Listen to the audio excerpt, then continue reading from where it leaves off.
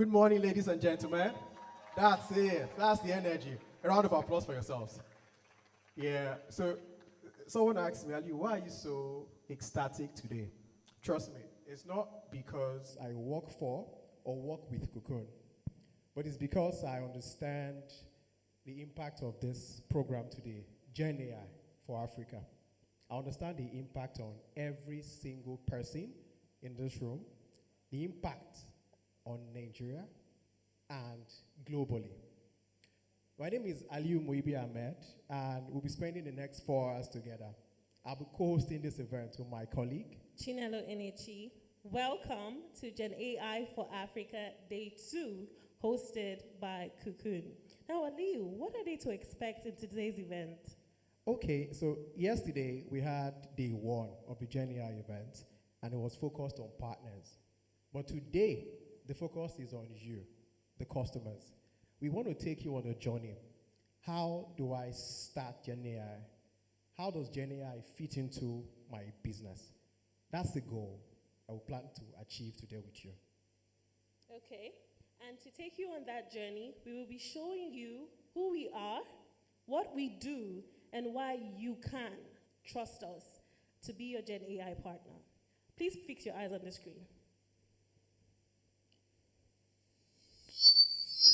Everywhere you look, you find challenges and problems to solve, especially here in Africa. The bridge between a problem and solution sits talent. So the idea is to create as many talents as possible that could tackle these problems and produce solutions. That's exactly what we do at Cocoon. Making use of these tools, looking for problems to solve and solving these problems using these tools with talents that are based in Africa. Hi, my name is Inka Daramola, the CEO of Cocoon. From the word cocoon, it's a pouch where beautiful butterflies can come out of. So my idea of Cocoon was to create an environment where talents could grow and could be produced and to solve real problems. Cocoon started up about 7 years ago as a tech consulting firm. And we have grown. We have grown over the years into the kind of company we run today. And we are in about 7 different countries around the world. We sit closer to real problems than everybody else. We're here in Africa. We're a local firm with global outreach. Scaling globally without losing our identity is something that we are very intentional about here at Cocoon. Right from the beginning, we've built systems, processes, and culture that are modular yet grounded within our core values. Whether it is customer onboarding, partner integrations, or product localizations, when trying to achieve these things, what we keep in mind are repeatability, scalability, and making sure that they are culture-centric. As time moves on, as the world evolves, our playbooks evolve as well. However, one thing that doesn't change are our core values, which are speed, trust, and user centricity. That is how we remain Cocoon wherever it is that we land.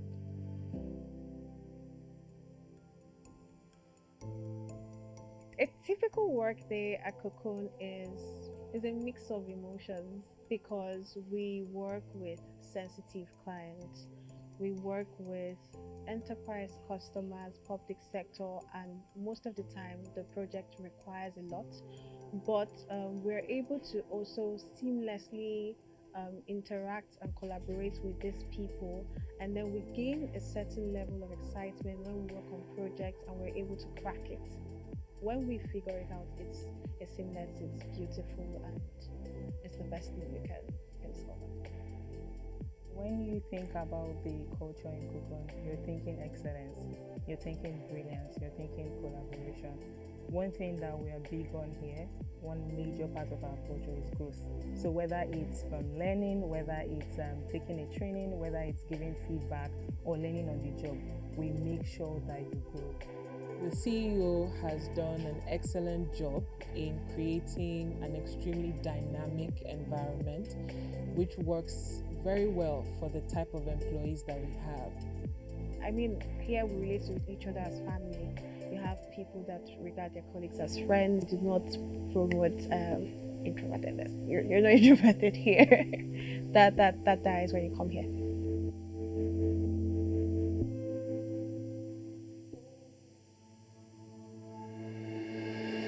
To some of us, we still believe that GenAI is just a buzzword. That's what drove us to start this GenAI conversation.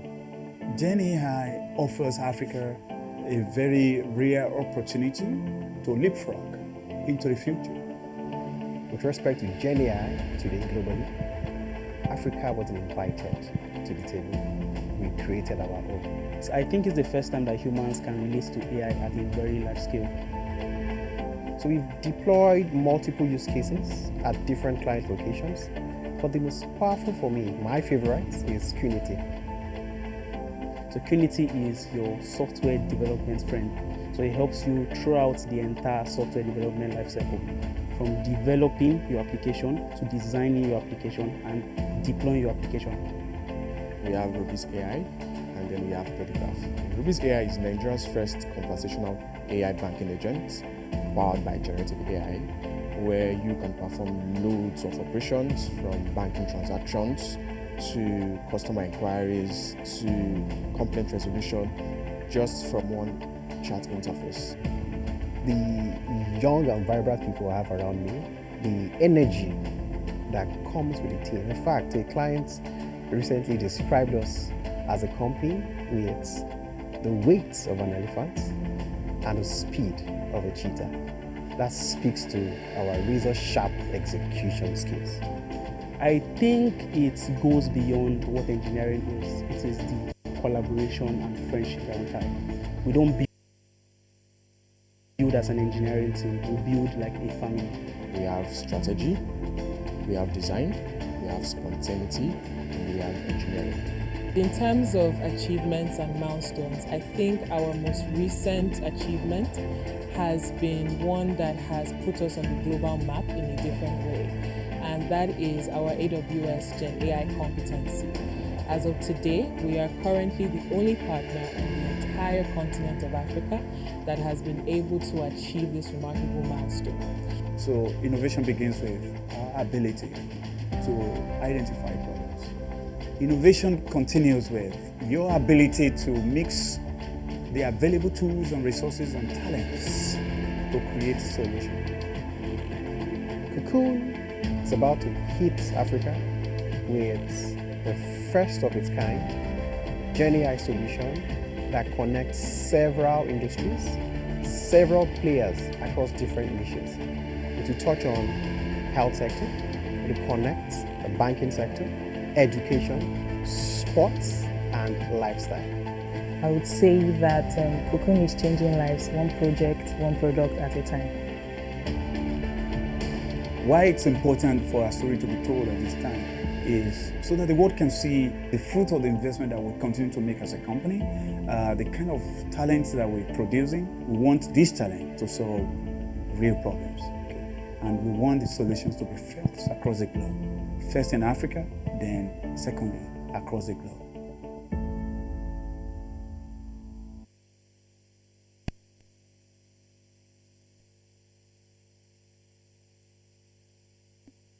Good morning.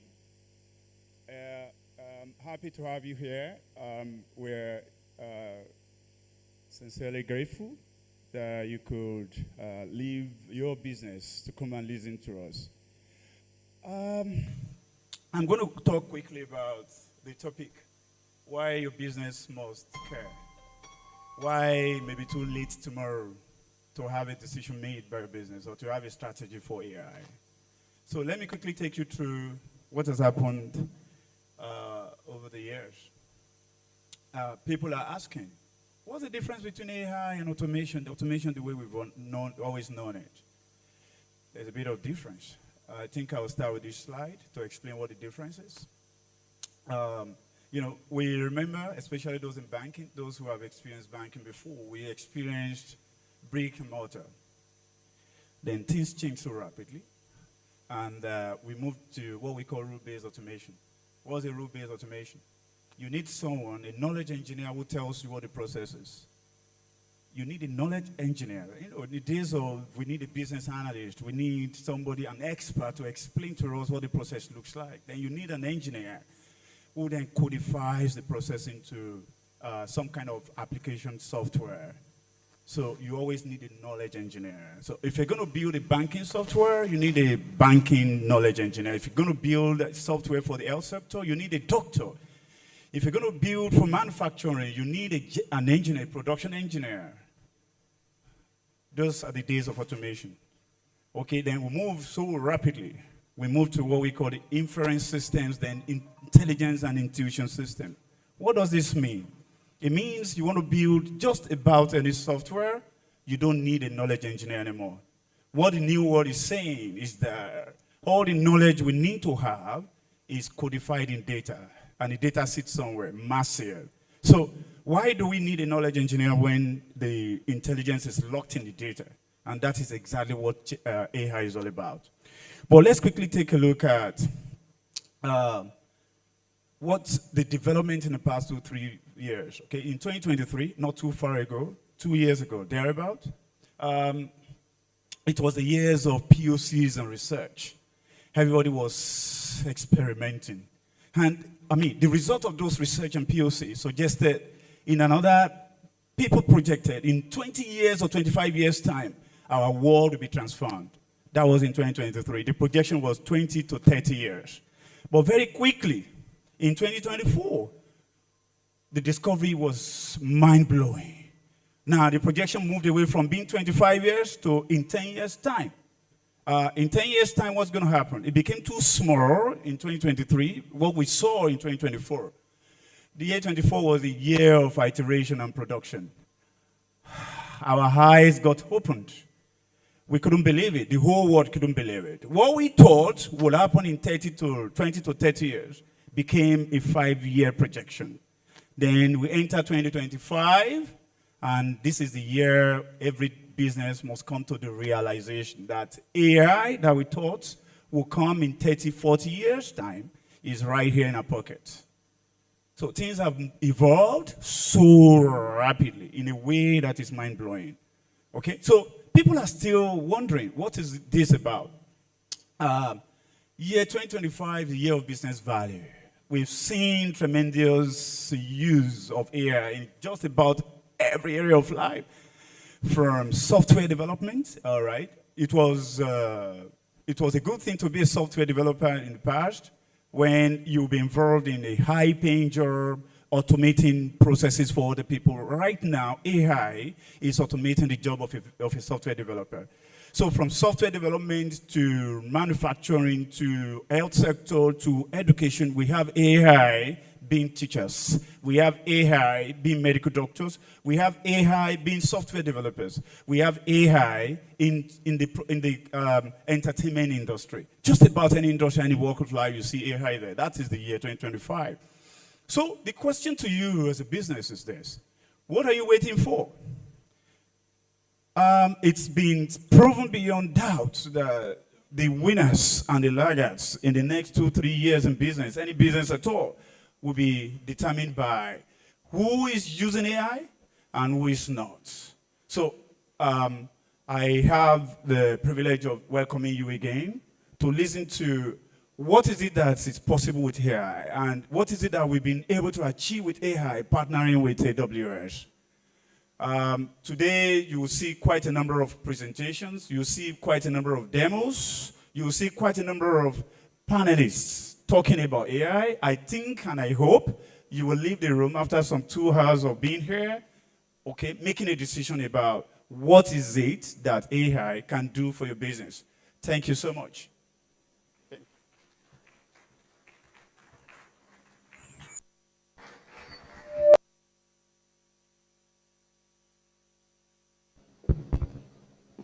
That was such an insightful session from Mr. Yinka Daramola. A round of applause once again for him, please. I don't know how many of us were listening, but Ali, what stood out for you in that conversation? Well, for me, one thing that Yinka said that just stuck with me immediately was how he took us on a journey, the evolution of GenAI today. But one question sticks out though. Now that I understand the evolution of GenAI, how can GenAI benefit my business? How do I start that conversation? That's great. That leads us to the next session. And in our next session, that question will be answered. I will be introducing one significant individual to the stage, and he will tell us all that we need to know about the foundation of GenAI. Please welcome to the stage with me, Frank, Felix AI.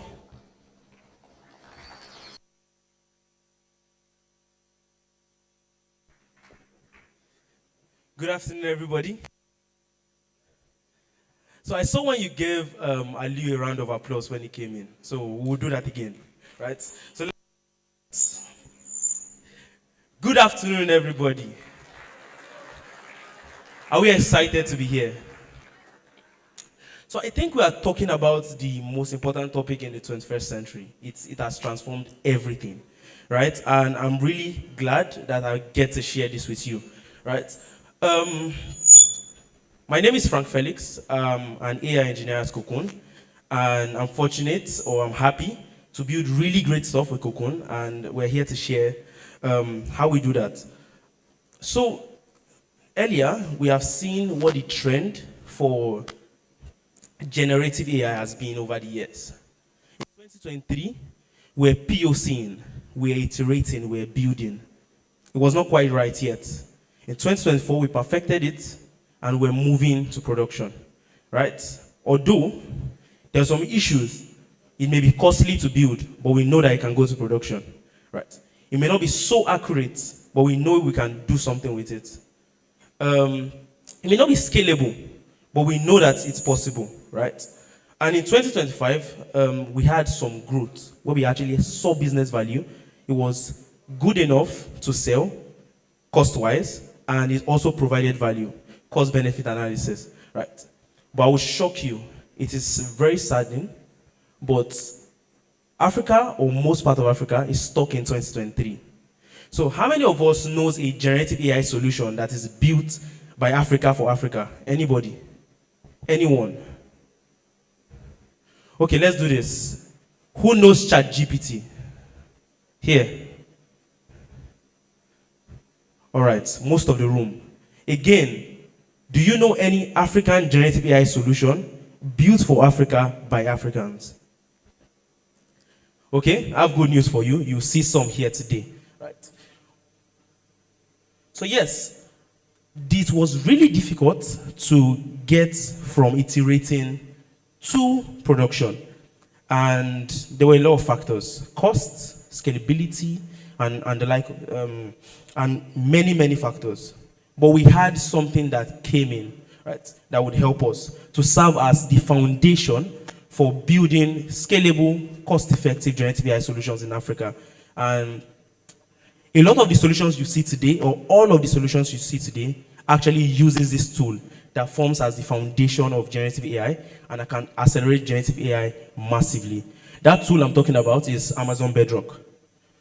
So Amazon Bedrock was built with the purpose of scaling generative AI, making sure generative AI solutions can be built with business value in mind. So if you want to move from point A, iterating, to point C, business value, this is your guy, Amazon Bedrock. So how did he do it? Of course, cost, right? Generative AI solutions used to be very expensive to build. Why? Because it takes years, months of training what you call large language models. But we're not taking it to class today, right? Large language models basically lock and hold knowledge, right? Knowledge that can just build anything or solve any problem. So that's what they are, very simply, right? But the problem is that they are very costly to build. Just imagine a solution where you can just pay for what you use, right? I'm not paying for the entire training process. I'm not paying for the entire solution development.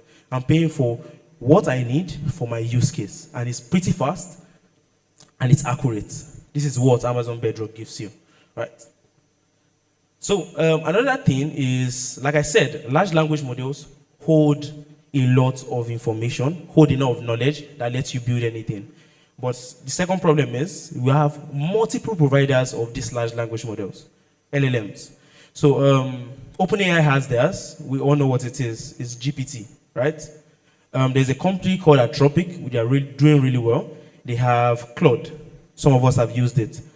There's DeepSeek, which was really popular last year.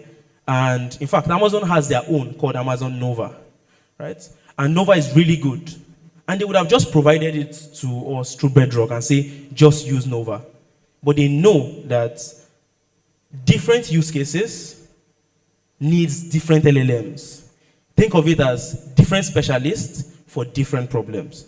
So what did they do? Instead of just providing you what they have, called Amazon Nova, they allow you to choose anyone for your use case. So you could use Claude, you could use GPT, you could use DeepSeek, and there are hundreds of different models in different sizes, whether it's large, whether it's small, whether it's very robust, whether it's very streamlined for your use case. Right? So it allows you to pick the best use case or best model for your use case. Again, of course, like we heard earlier, patterns are stored in data, and data holds anything that the expert will ever have over the years. Basically, an expert is somebody that gathers data.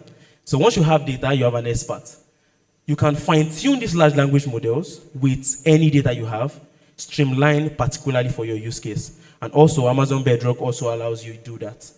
Next, there's a notion that AI solutions are usually not safe.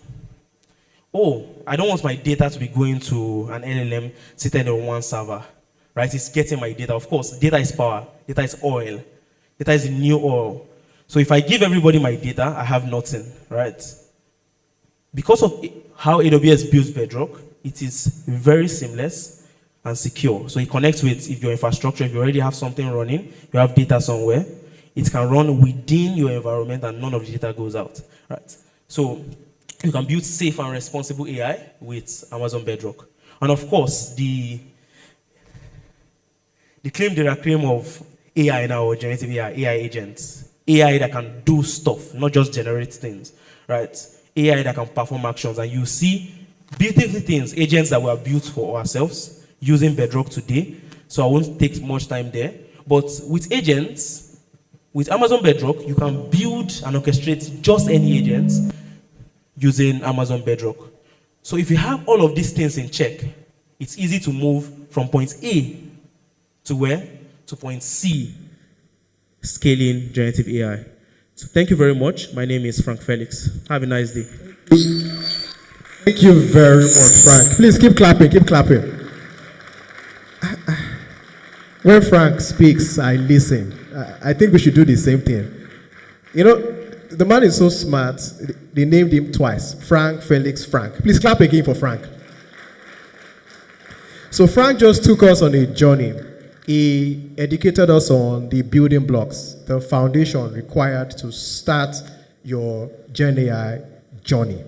Okay? Now, again, some people say I'm a soothsayer. Sometimes I can be. I believe what's on your mind is, well, now I know Amazon Bedrock can achieve A, B, C for me. It would be nice to see solutions that have been built on this technology. Is that not so? Okay. So please, the next speaker is, again, one of my colleagues that is super smart, and I hold him in high esteem. He will show us a very interesting solution that rides on Amazon Bedrock. Please welcome to stage Enki Iwerebo.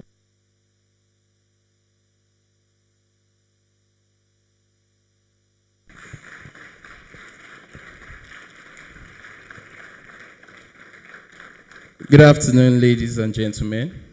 Another round of applause for yourselves, please.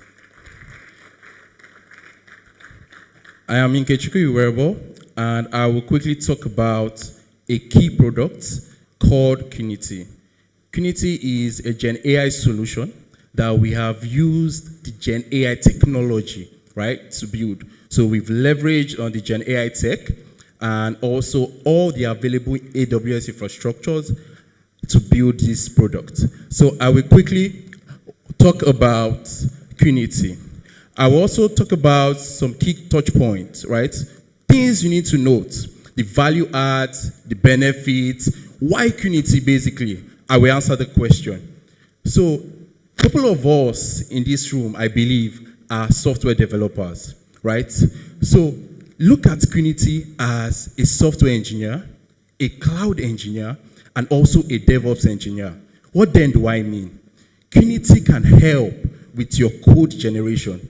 So whether it's Java, it's .NET, it's Kotlin, right? Qnity helps you generate your codes. Qnity also helps you deploy those codes, right? So you can deploy those codes into your AWS account, your Azure account, any cloud provider, right, of your choice that is specific or native to your organization. Qnity also helps, right, to push the GitHub. So we also understand the fact that currently a lot of developers have affiliation, right? They have something for GitHub. So you are able to create your repo for your codes and you can push to your repo. So Qnity is, what Qnity accepts, right, is the next question. I have explained what Qnity is, right? I have said that Qnity is a software engineering tool. I've also said that it helps with your deployment, right? And I've also said that it helps as well with your API documentation. So then, right, in terms of the benefits of Qnity, which I have mentioned, you would now ask me, why do I need to replace a typical software engineer, a typical and experienced DevOps engineer with Qnity? It's simple, right?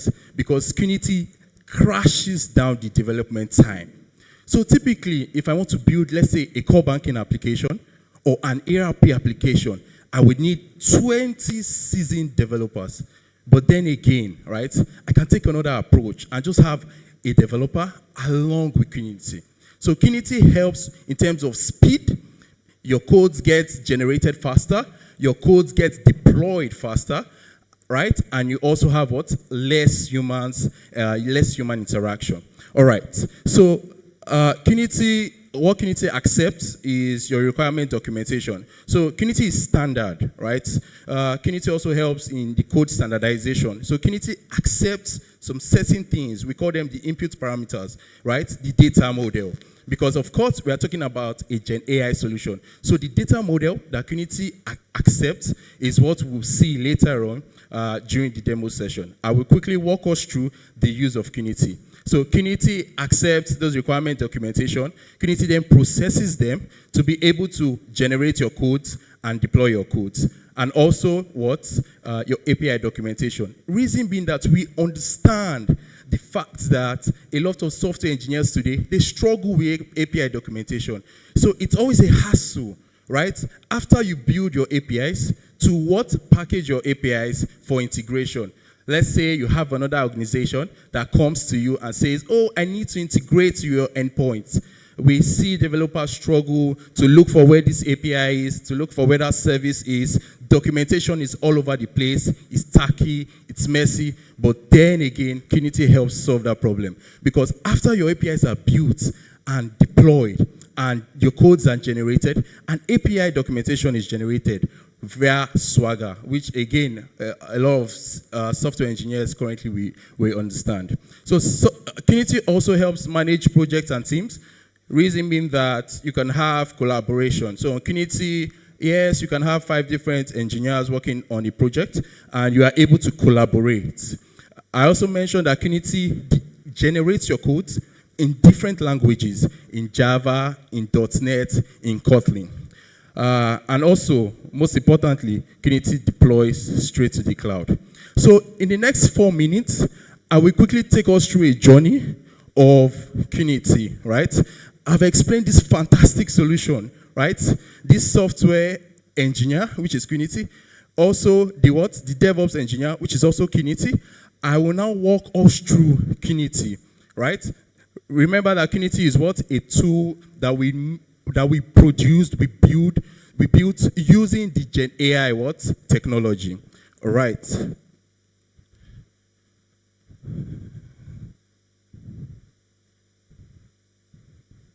So the very first point of community is you need to create your workspace. What then is your workspace? Think of your workspace as a folder, right? A folder in which you have different files. But in this case, for community, it's a folder in which you have different applications or different projects. So you can see I'm creating my workspace. I then type the workspace name. I specify the workspace name.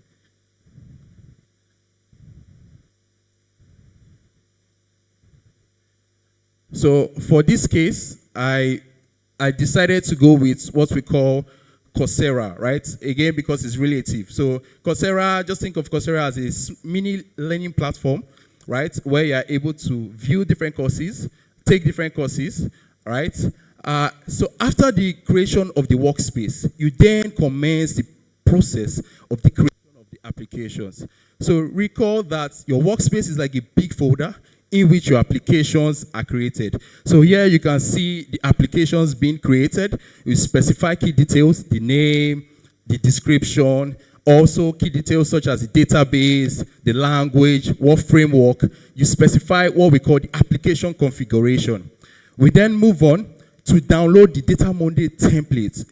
Remember that Unity accepts specific requirements, right? It is structured. So you download that template. When you then open the template, you see the structure, right? This is the attribute sheet and also the entities sheet. So what Unity accepts as the input, right? Don't forget, right, that Unity is an engine, right? So it accepts what entities, it also accepts what attributes. So you specify them on that Excel file, you then re-upload the file, and you see that Unity has what? Has accepted those inputs. So you can see the various attributes under the user entity, right? The username, the user email, the user password, the user status, when the user was created, and also on the course as well. Course is another entity, right? So you see all the respective attributes. Final step, we understand, right? Unity is super smart to understand that we require what we call the authentication service. So you have to set the user entity, what the user password is, whether you want it to be reused, whether you want it to not be reused, and other key details. After you specify those key authentication details, you can then proceed to submit the application. So at this point, you've done what? You've specified the entities and attributes, right? Via the data model template that you downloaded and re-uploaded. And you've now what? Created your application. So this is our very first application that's been created, Coursera demo. Next thing, we generate the codes, right? Recall that on the screen, we decided to go with the Kotlin language, right? That's the stack. So we can then generate our codes and download our codes. So now you can see that the codes are being downloaded, right? The Coursera demo is the name of the application. It has been downloaded. And I will then proceed, right, to view the application so that you can see that truly Unity did generate codes, right? So you're able to see the structure, right, that Unity has already predefined for you. So as a software engineer, you can see the structure. You have your controller, you have your service, you have your repository, you have your model. Unity helps with the standardization of your codes, right? Because it's always going to accept, it's always going to generate codes in that predefined structure. So after which, we can then decide to connect to our GitHub, right? Remember that we mentioned that Unity is key for connection to GitHub and also AWS account. So here I'm trying to link the GitHub account, right? I've specified my GitHub credentials, which is my GitHub username and my GitHub password, right? So Unity is trying to what? Establish an integration now with GitHub. So after Unity does this, you will see now that the connection will become successful, meaning that I can easily now push my codes to GitHub. I thought the developers in the house would give me a round of applause. Fantastic. So finally, right, at this point, you can see that the Coursera demo application is what we will push to GitHub. So at this point, the integration with GitHub has been established, right? So at this point, I'm trying to define the branch I want that push to be done to. Instead of reading from the list of existing repos that I have on my GitHub account, I decide to do what? To create a new repo for my Coursera demo, which is what you can see. So Kiniti, again, is able to create a repo on my GitHub account via the integration that was established. And you can see the codes are now in my GitHub account. The Coursera demo codes, as you can see on this screen, they are now in my GitHub account. So that is off Kiniti via the direct integration with GitHub. Then finally, I can also establish an AWS connection. Reason being that I want to be able to deploy directly into the AWS cloud, right? So I then go, again, you can see the IAM policy. This policy is what you copy and you run in your AWS account, in your user account, because you're trying to give the right privileges, you're trying to give Kiniti the permission to enter your AWS account and deploy for you. At this point, you can see I pass the access keys and the secret keys, and the connection is successful. Voila, thank you.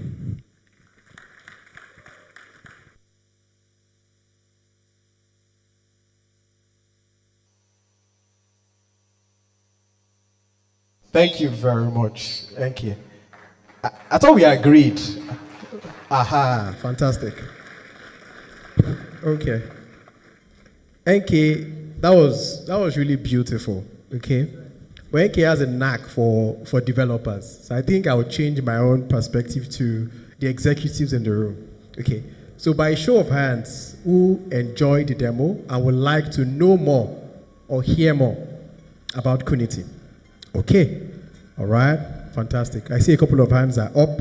So during coffee break, or at any point in time, during coffee break or lunch break, you can find your way to the corner, my left. No, this is my left and your right. Okay. At the back, you can meet some of my colleagues. They'll show you and tell you more on how to get started with Kuniti. One thing I took away from NK is how he likened it to ChatGPT. And he said, well, for ChatGPT, you are the developer, ChatGPT is your assistant. But for Kuniti, Kuniti is the developer, you are the assistant. And for my executives in the room, you know what that means. So it means you need very few assistants when Kuniti is there. So lesser headcount. Please don't quote me outside, right? Okay, so I think we can move on to the next session. The next session is a panel session. And we'll be talking about real challenges, real GenAI. Your guess is as right as mine. To anchor this session, please welcome once again the CEO of Cocoon himself, Yinka Daramola.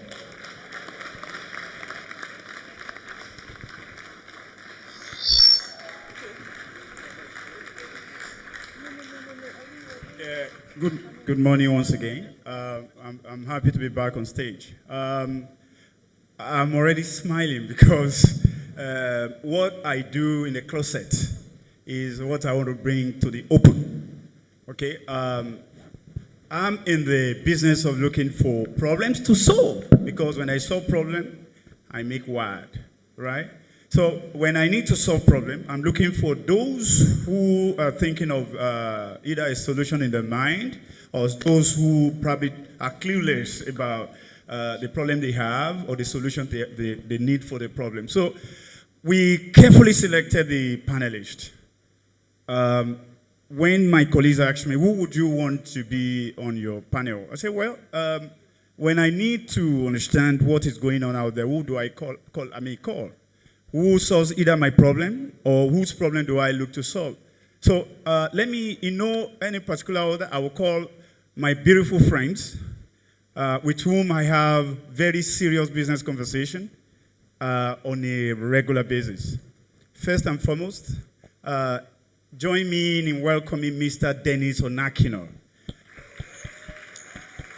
So Dennis is a prolific writer, and Dennis is someone who questions just about anything.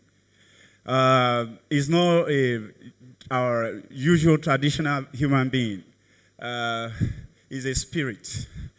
All right, and next on my list is someone also. So, well, the choice of Dennis, because Dennis questions anything. Either you describe your problem to Dennis, he questions it. When you have a solution to a problem, Dennis questions it. Dennis is the beginning of every conversation. Dennis is the end of every conversation, as we're going to see and witness today. Next is, please join me in welcoming a personal friend whom we've done great things together, and I'm sure we'll continue to do great things. The person of Akim Lawal of Intersway. Akim seems to be the opposite of Dennis.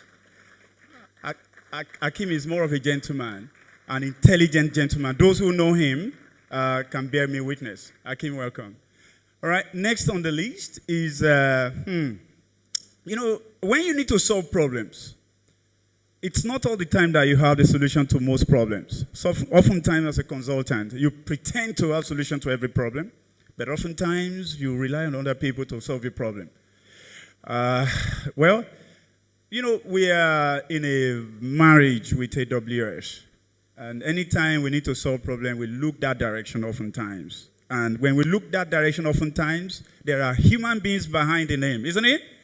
Yeah, so please welcome Nina Okoro of AWS.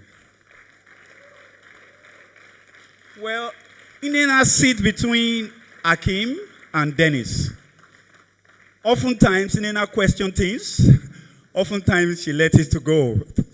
So you are not exact opposite of Dennis, and you're not exact opposite of Akim. And the last person on the panel is, a lot of questions will come from the man far left there on your far right. And I can't answer them, trust me, except I pretend to have a solution to Dennis's problem. So I'm welcoming my colleague, a software AI engineer par excellence, Mr. Frank Felix.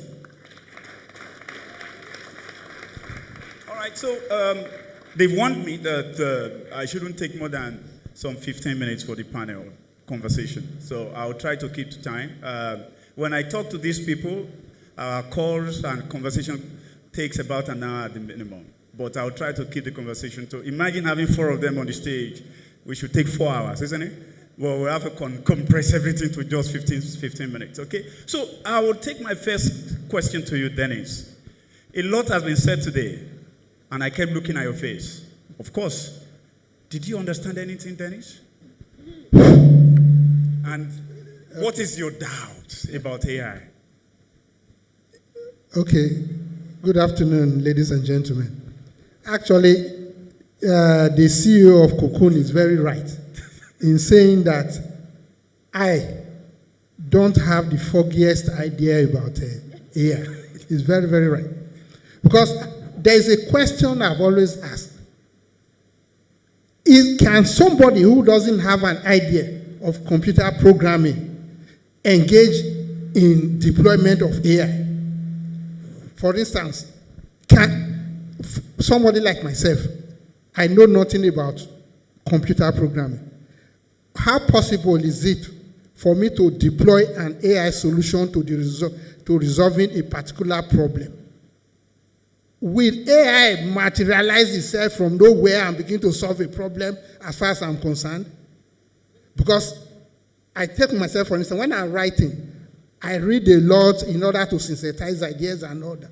Now, there is something about the human being. The human being has the ability to synthesize ideas and negate those ideas. The human being is a very deceptive being. Can AI detect a situation where I'm being deceptive? So those are the questions I keep asking about AI. Will AI come from nowhere and begin to solve a problem that I deliberately created? I always stop you in every conversation, so I'll stop you there. If you allow Dennis, that question can take an hour. Then he allows you to only answer it in 1 minute. Then it takes another 1 hour. Okay, so but we don't have time for that today. So at the center of Dennis's question is, why do we call it artificial? Because a human being produced it. So if a human being produced it, why is it artificial then? Okay? And at the center of that question again is, What's the difference between automation, the way we've always known it? Myself and Dennis work in the same organization where I was a developer. He was a user of all the software that I produced. So, and that's how our friendship started. So, the answer would be to you, right? In 30 seconds, how would you answer Dennis's question? And I would like the audience to find out, I will find out from the audience how well you've answered that question. Because Dennis, I can't answer Dennis's question.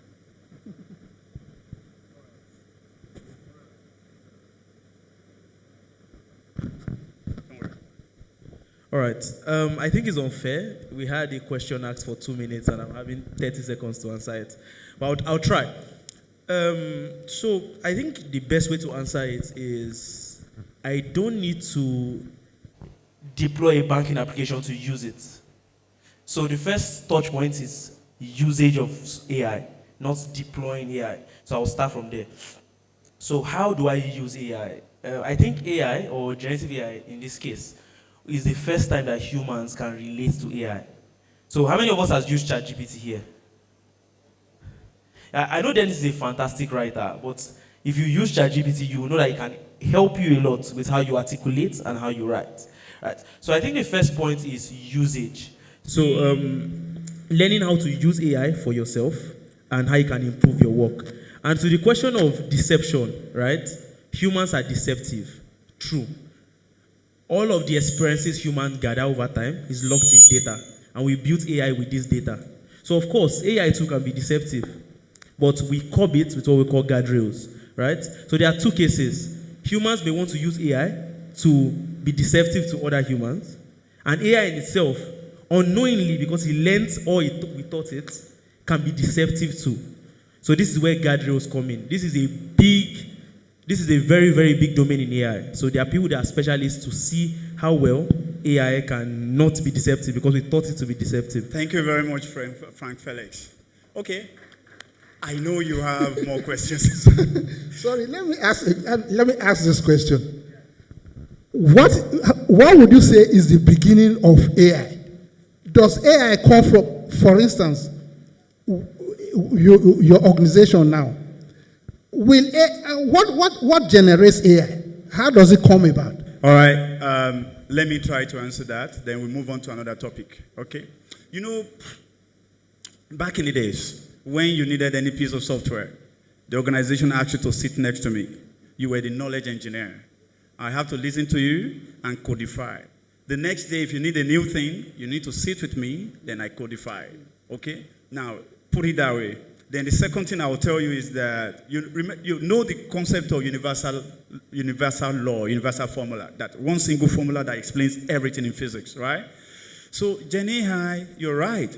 Somebody produced it, okay? But that is now the universal formula, which means I have produced only one thing who can do anything that I don't even know now.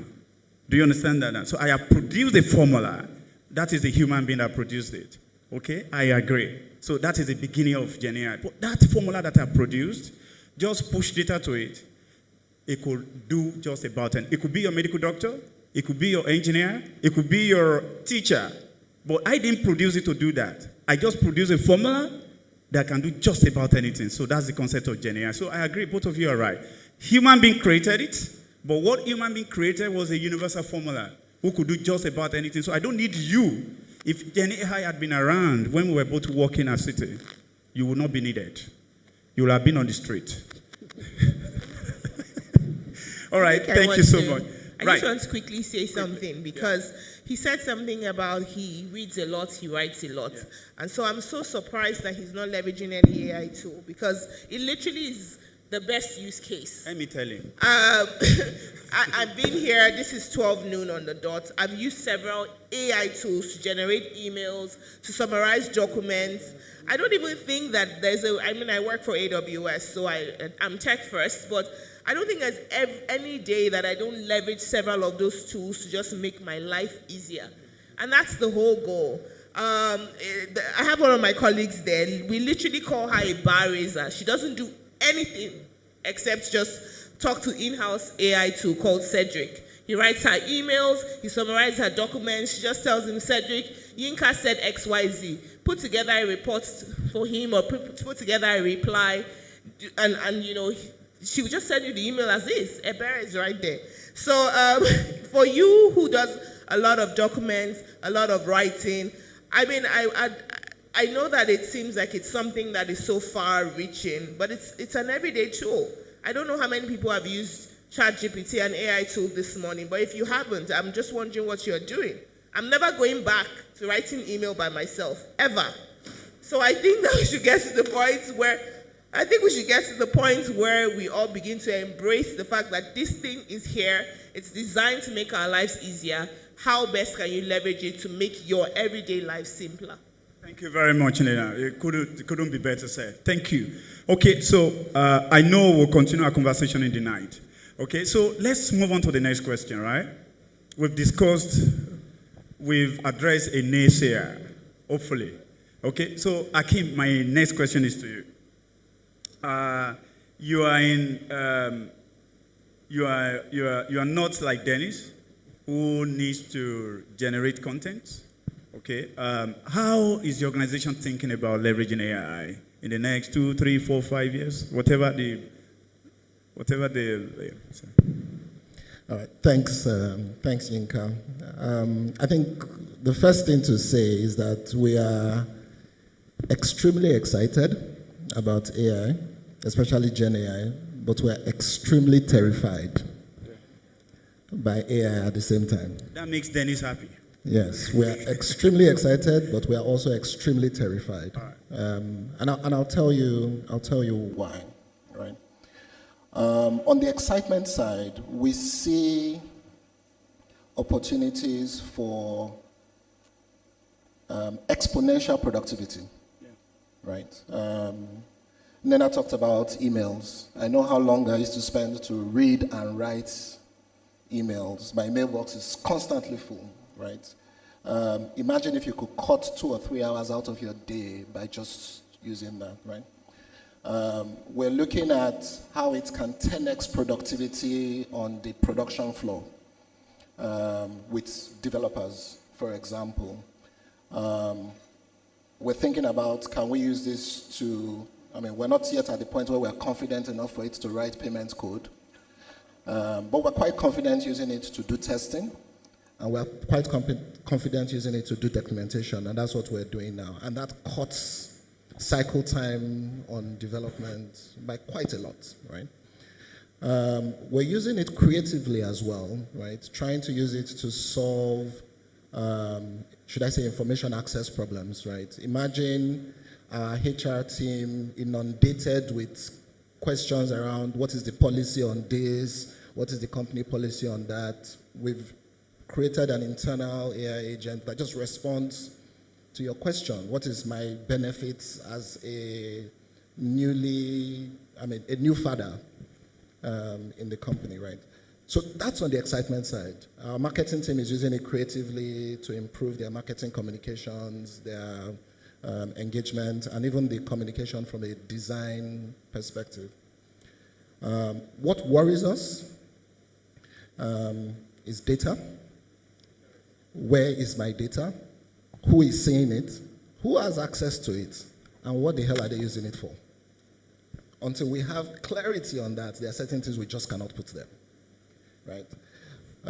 We're worried about, the risk, right? I'll give you an example. It's around, we know AI hallucinates, right? It takes its creativity a little bit too far, starts to do things that doesn't even exist, right? How do we catch that, right? So that we're not basing decisions that we're making or products that we're building on an AI that may be creating things that don't really exist. We're worried about bias, right? Depending on what you've provided as data, it will give you information and recommendations based on that, right? And you could make a complete mess of your business if you're making decisions based on biased input. We're worried about people using AI against us. From a cybersecurity perspective, I mean, we are beginning to see, I mean, we've been seeing for years bot attacks. Now we're seeing intelligent bot attacks driven by AI, right? How do we protect ourselves against that from a cybersecurity and a cyber threat perspective? To answer your question, so what are we doing? We started about last year doing a lot of the experiments like you spoke to in your presentation. We are deploying use cases in what we call safe zones right now, just to make sure that we are building competencies. We are developing those competencies in-house, so we're training our people. First on using, right? People need to understand it and use it. I've become a pretty good prompt engineer right now. I wrote a musical piece for my mom. I wrote a musical piece for my mom on her birthday. I wrote for my wife last year. Beautiful music, created completely by AI. If you listen Dennis, to can it, you hear that? If you listen to it, you'll be tripped. It comes in. Yeah, but the idea is you need to build competence in the people. So we're investing a lot in training people and getting them comfortable with how to use it.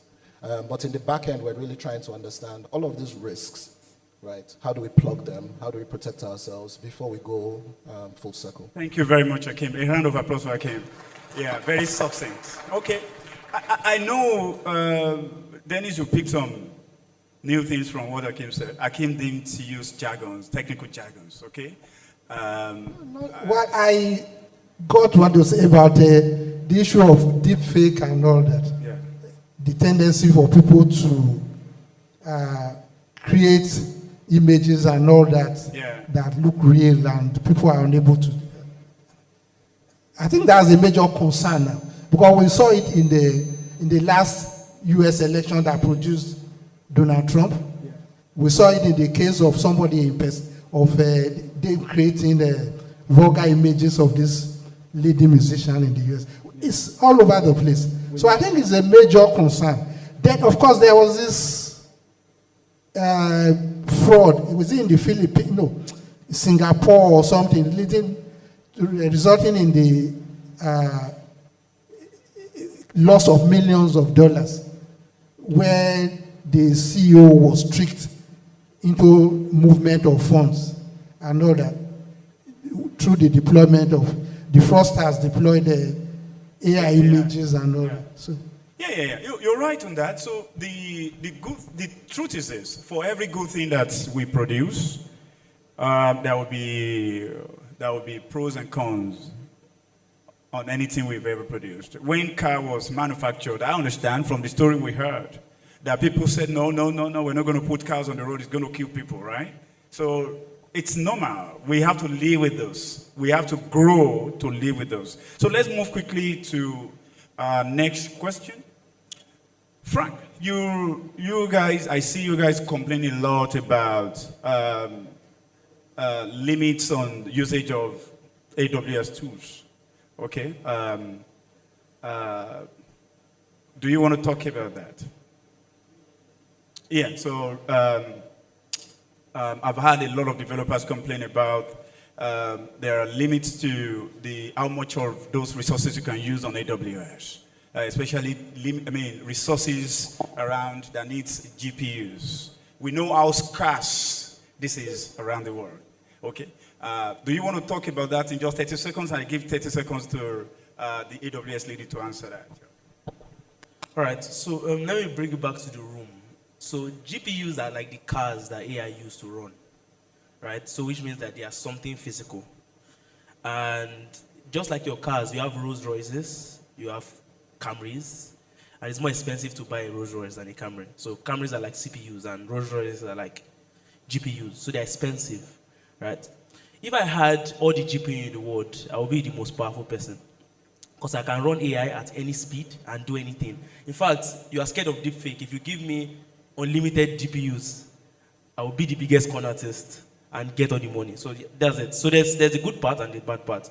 But there's a reason for the limit. The limit is because it's scarce, right? So we are all scrambling for it and making sure we make the best use of it.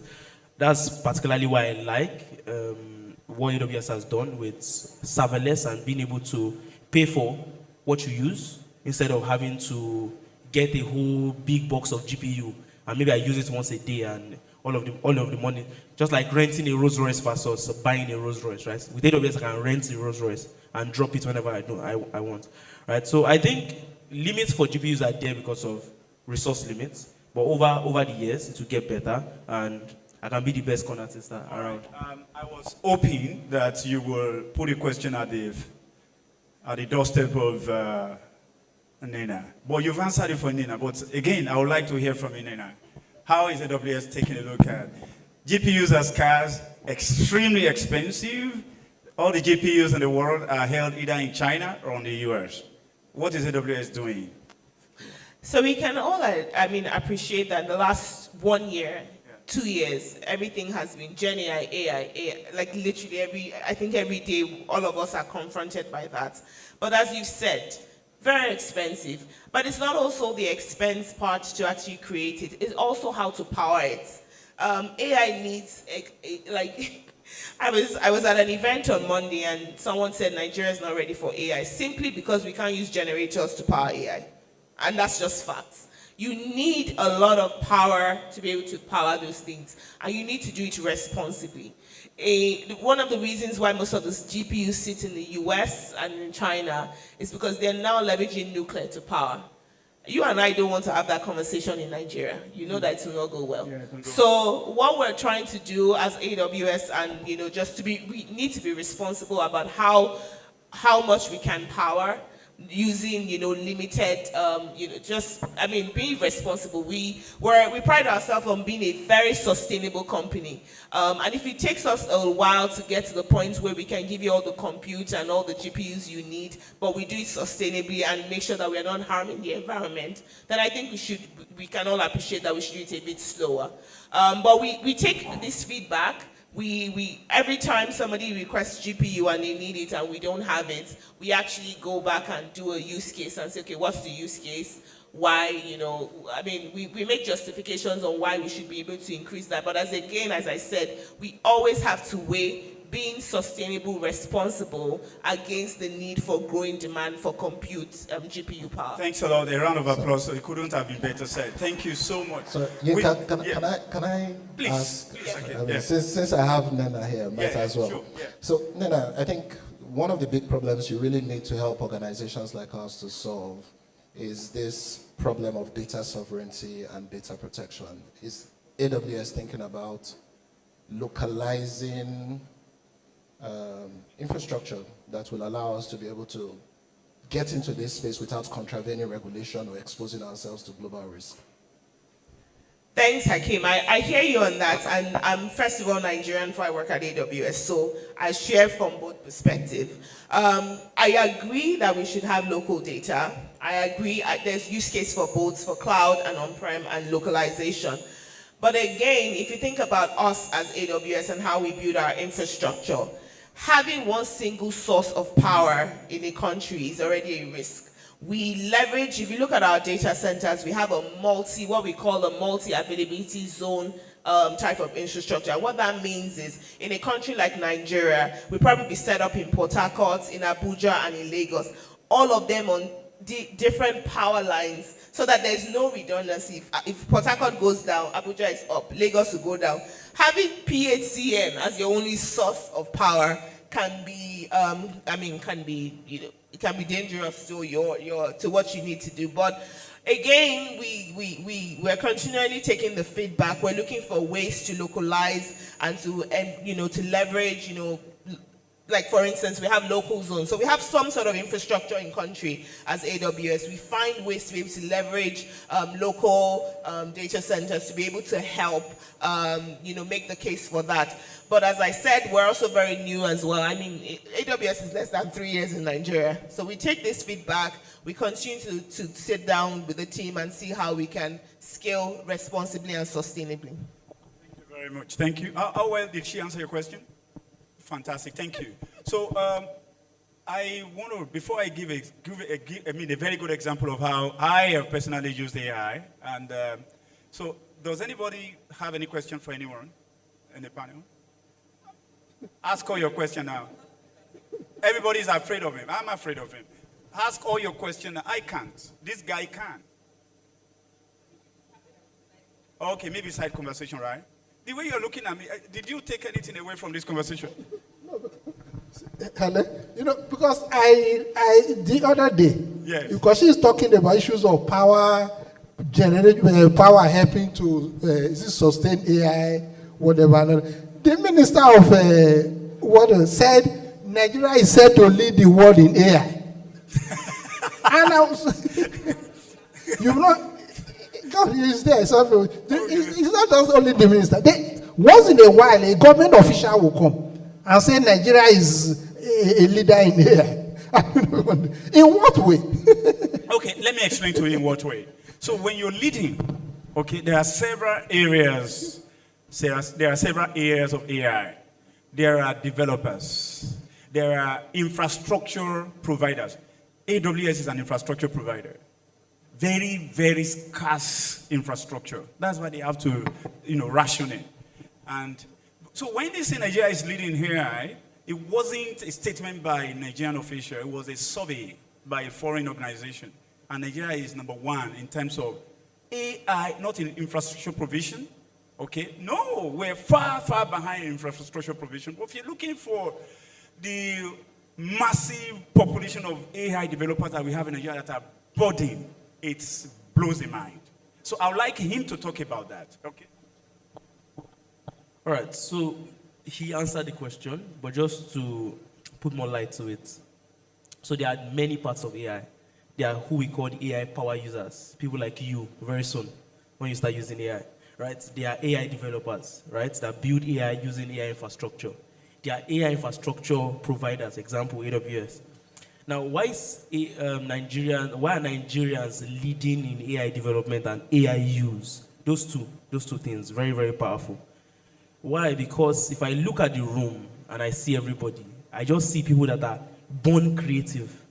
So AI in itself brings out the creativity in, it's supposed to bring out the creativity in you, where you're able to solve more complex problems. So Nigerians are born creative because we have been solving problems. We know why we solve problems anyways, right? So we have been solving problems by chance, right? And it's very fortunate that we do. So when we see an opportunity to do so, we pick it, we take the bulls by the horn, and we actually do it, right? Like you said, you saw Qunity. It's built for Africans, by Africans in Africa, right? And there are many solutions like that. All right. So, please, a round of applause for. Yeah. So, let me share with you how I have even used AI on you. So there was one evening, very late in the night, when we do our conversation. I reached out to you, and we had a very few conversations. And not unknowingly to you, I was testing AI. It was AI that represented me in that conversation, and he had a beautiful conversation with you the way we do it. Can you believe that? So, better get into this business before it is too late. The other time, a friend called me. We're trying to get into business, and he said, don't you guys sleep? I told you you're the only one that doesn't sleep in your company. I said, no, we work really hard. We're hustling until the money reaches the pocket, then we stop hustling. He said, after our conversation, I had a conversation by email with him. And he sent a response, and my chief operation officer responded, and he asked another question, and I think the CFO also responded. So that blew his mind. All right? So you called me the following day. How are you guys doing? You guys are so efficient. I said we're efficient because we're using AI. The director of operations and the CFO were simply AI with email addresses.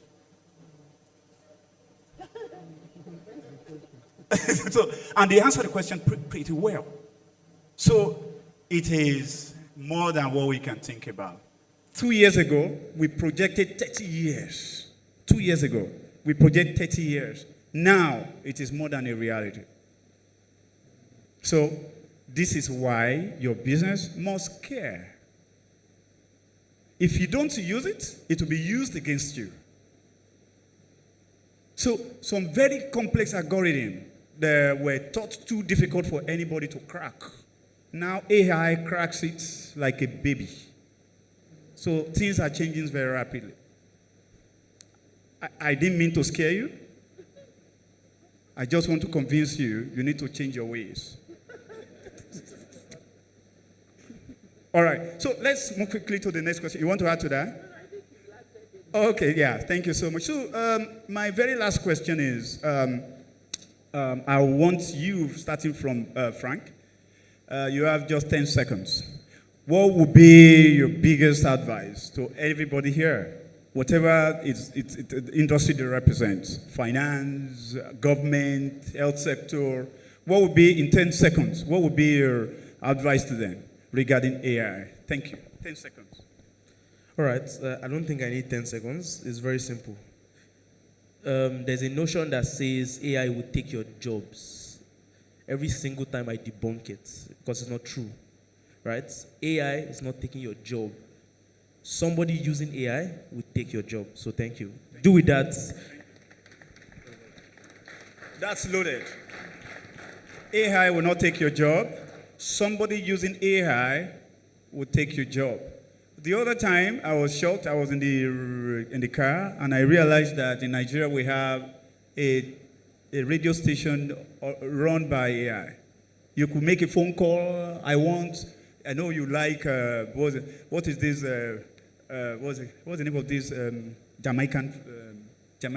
Yeah, you love Bob Marley. You could ask, give me Bob Marley of so here, and he plays it for you. Then he said, no, I don't like that. I want Obesere of Nigeria in 2020. He gives it to you. I said, oh, no, it's David Holt I want, and he gives it to you. Nobody mans the radio station. AI does. All right? So maybe this session is for you. We never can tell. All right. Thank you. Nina, 10 seconds. I mean, I think everybody knows that we should be. It's just the way your phone is kind of attached to you now. When you are not, your phone is not there, you're looking for it. You use the internet all the time. You're going to be using AI tools all the time. As he said, if you're not using it, someone will use it against you. So it's just best to embrace it in one way or the other. Find a simple use case. It could be as simple as, emails, asking the AI tool to help you with your emails. So as easy as for businesses, automating approvals. We are 1.5 million employees at AWS. While Amazon as a group, I can assure you that nobody's looking at our expenses, our travel, all those things are done by AI. So find a use case, a simple one that maybe doesn't compromise data as you need, and then just find a way to embrace it as an organization, as a person. Thank you. Thank you very much.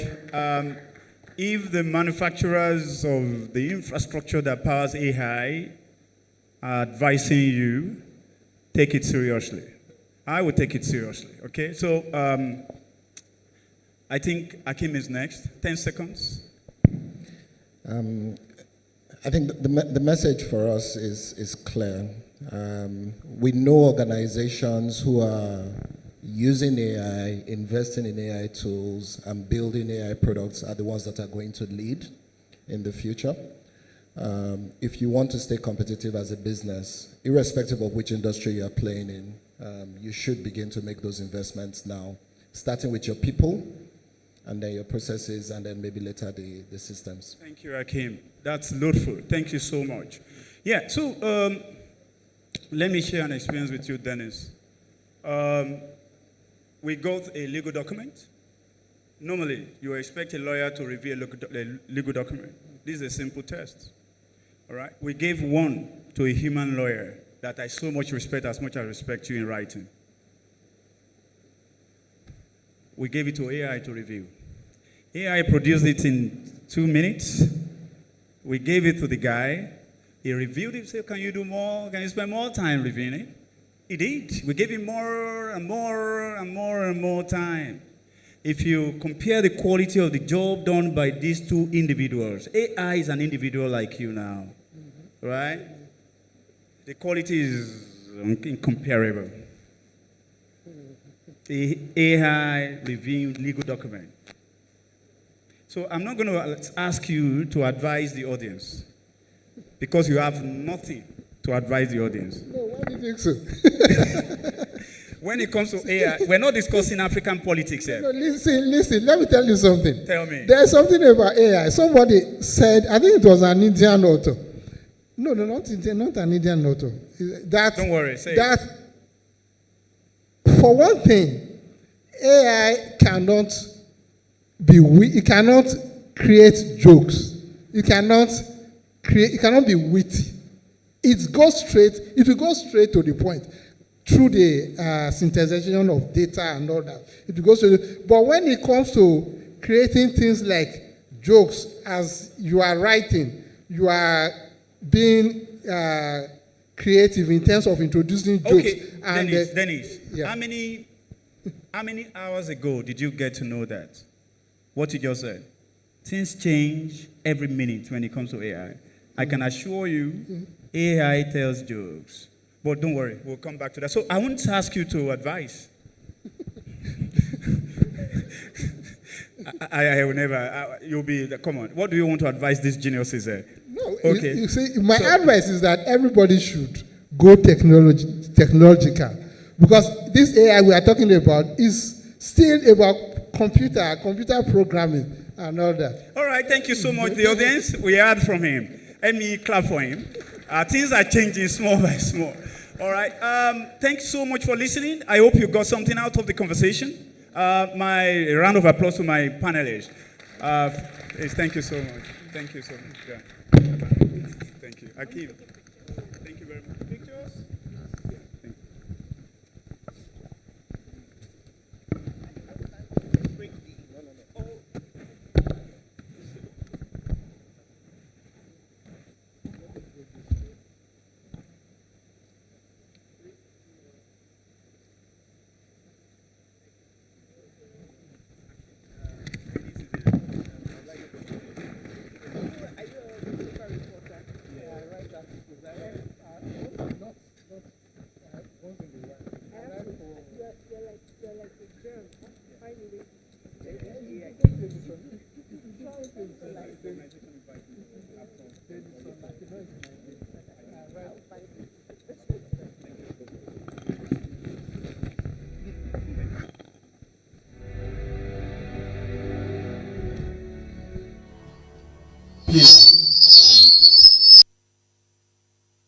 Please, another round of applause for the panelists. No, something better than this, please. Louder, louder, louder.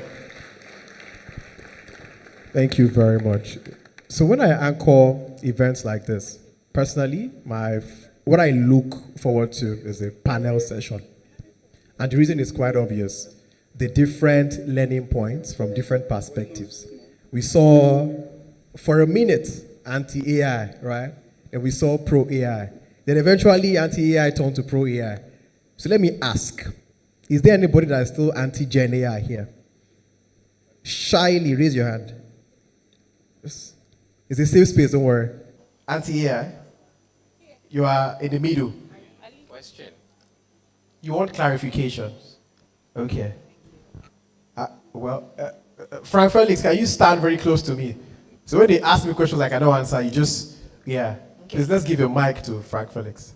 I think I can take that. Yeah. And I have to commend all the panelists because I thought that was very informative. However, my specific contribution is directed to your CEO, Mr. Daramola.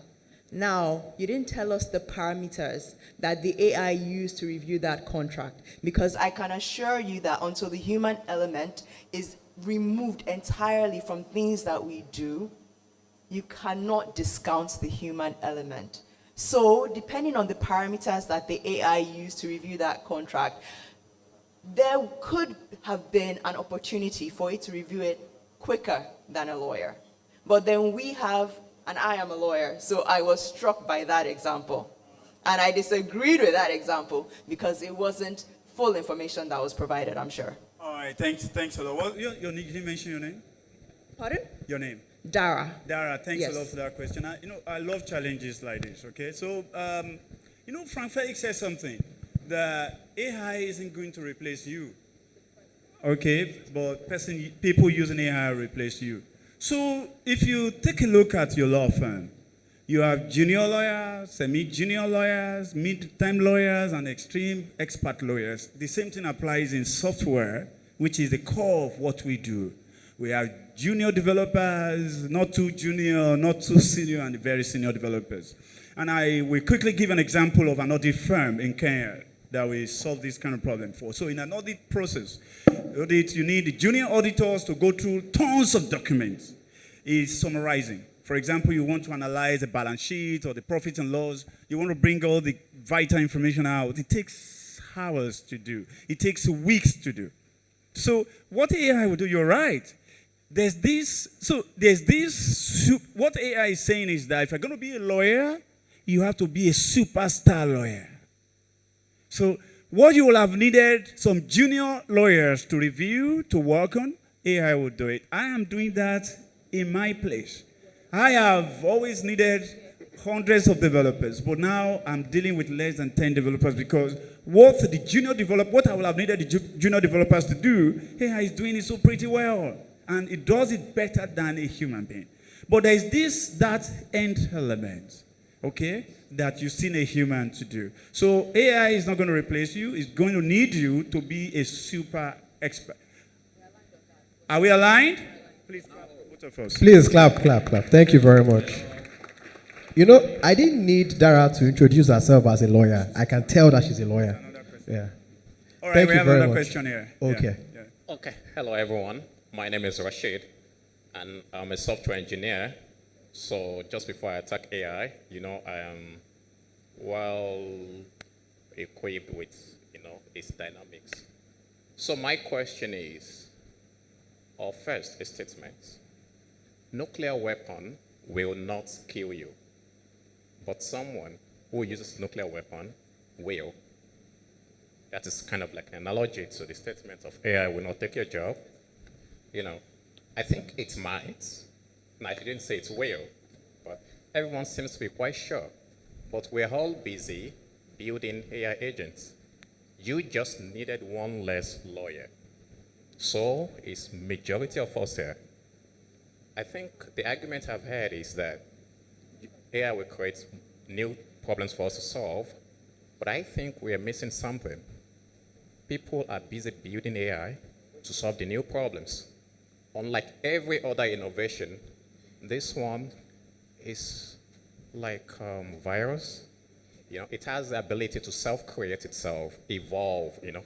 Like many of the things you mentioned, like maybe by the time we leave this all, AI will be able to crack better jokes. Yeah, it's be able to solve those problems as well. So until we take ethics seriously and have a baseline to protect humanity, we shouldn't dismiss the fact that right now, there are ongoing job losses, investment cuts, in fact, to African enterprises. Because the guys with the infrastructures are building the rails to continue building what they needed the African talent for. Well, maybe except entertainment. Thank you. All right, thank you very much. I don't know, confession, I like the way you talk, all right? So I was busy listening to your voice rather than what you were saying. Do you play music? Do you sing? You don't, okay. I don't. All right, so your argument is genuine, and it's that we're building AI to solve new problems. And if you look towards the West, if you look towards the United States, you see the struggle for dominance, for prominence, to win market share. So we don't have enough GPUs, the Rolls Royce on which GenAI or AI is built. Okay, so we still rely on them. But let me tell you why we differ. And I agree with you, we need to take ethics seriously. The conversation around ethics is ongoing. Like I mentioned on the stage there, just like every good thing that we've created, there's a small part of it that we need to worry about, okay? Even religion that is going to take us to heaven, there's a bit of it that we still need to worry about, right? So, but let's take it down to Africa. We have a lot of problems to solve. This is the opportunity for Africa to leapfrog. So, now, how do we solve the problem of inadequate doctors? By training more doctors? By getting more doctors? No. All right? How do we solve the struggle with having enough good developers? By waiting till our universities get it right? No. Okay, so we need to sit down and solve Africans' problem with AI. It is a sincerely excellent opportunity for Africa to not solve the problem the old way, but to solve it using AI. So there are a lot of arguments, so we can't agree on this floor, but there's a lot of arguments and pros and cons and pros and cons. I mean, it's okay. Just like I said, it's typical of everything that we've ever built as human beings. All right. Thank you very much for your question. Thank you. Thank you very much. I think we have one. We can take one more question. Oh, okay. Okay, two more questions. Yeah. Okay, thank you very much. Yeah. My name is Yemisi, and I'm a product manager. So, AI has been a blessing to my life. In every area of my life, I can easily tell ChatGPT, act as my father, act as my brother, do this, do that, and it's giving me everything I want. Even when Inena said something like, a colleague would be like, Cedric, do this for me, I could relate. I was like, that a colleague is my sister, because that's what AI has been doing for me. Now, a couple of times you hear people say AI is evil, AI is the devil. And now I come to hear when someone said something like, AI can be deceptive. So I was like, I'd like you to throw more light on that. Because I trust AI a lot to do everything for me. And someone said something like, it can be deceptive.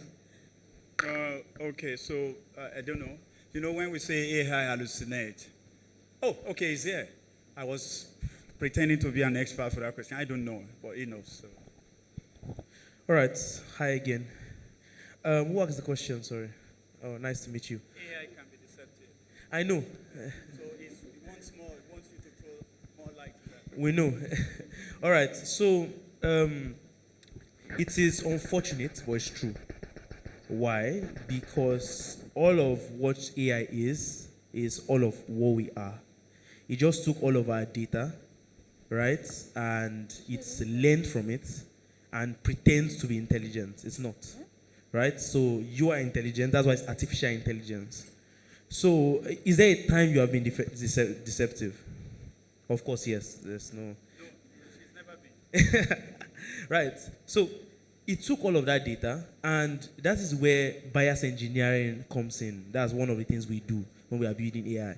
We see the data and say, why don't we try to remove as much bias as possible? I'll give you an example.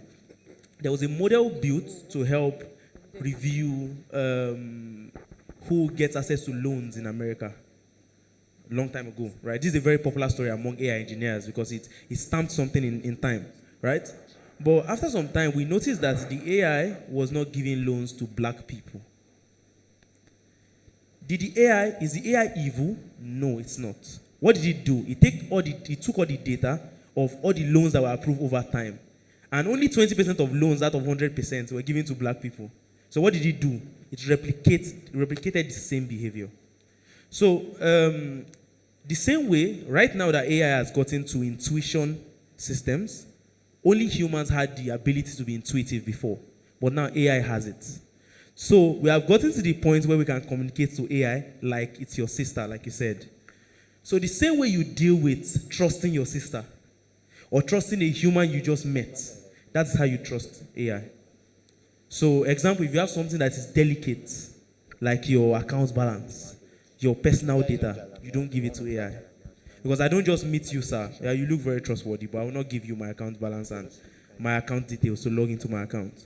It's the same thing as AI. So exactly how you deal with humans, that's how you deal with AI agents. Very simple. It's very simple like that. So it's possible for AI not to make heaven. Wow. All right. Thank you very much, Frank. So there's one question here, and we'll take the final question from that angle. Okay, good afternoon. My name is Gabriel Obateru, and thank you very much for the insight shared. So my question is this. When you were presenting, you gave the timeline for AI, that is 2023, 2024, and now 2025, where you are building a lot. But my question is this. We are still at a stage where AI has not yet standardized. That is, it's not yet generally adopted by everyone.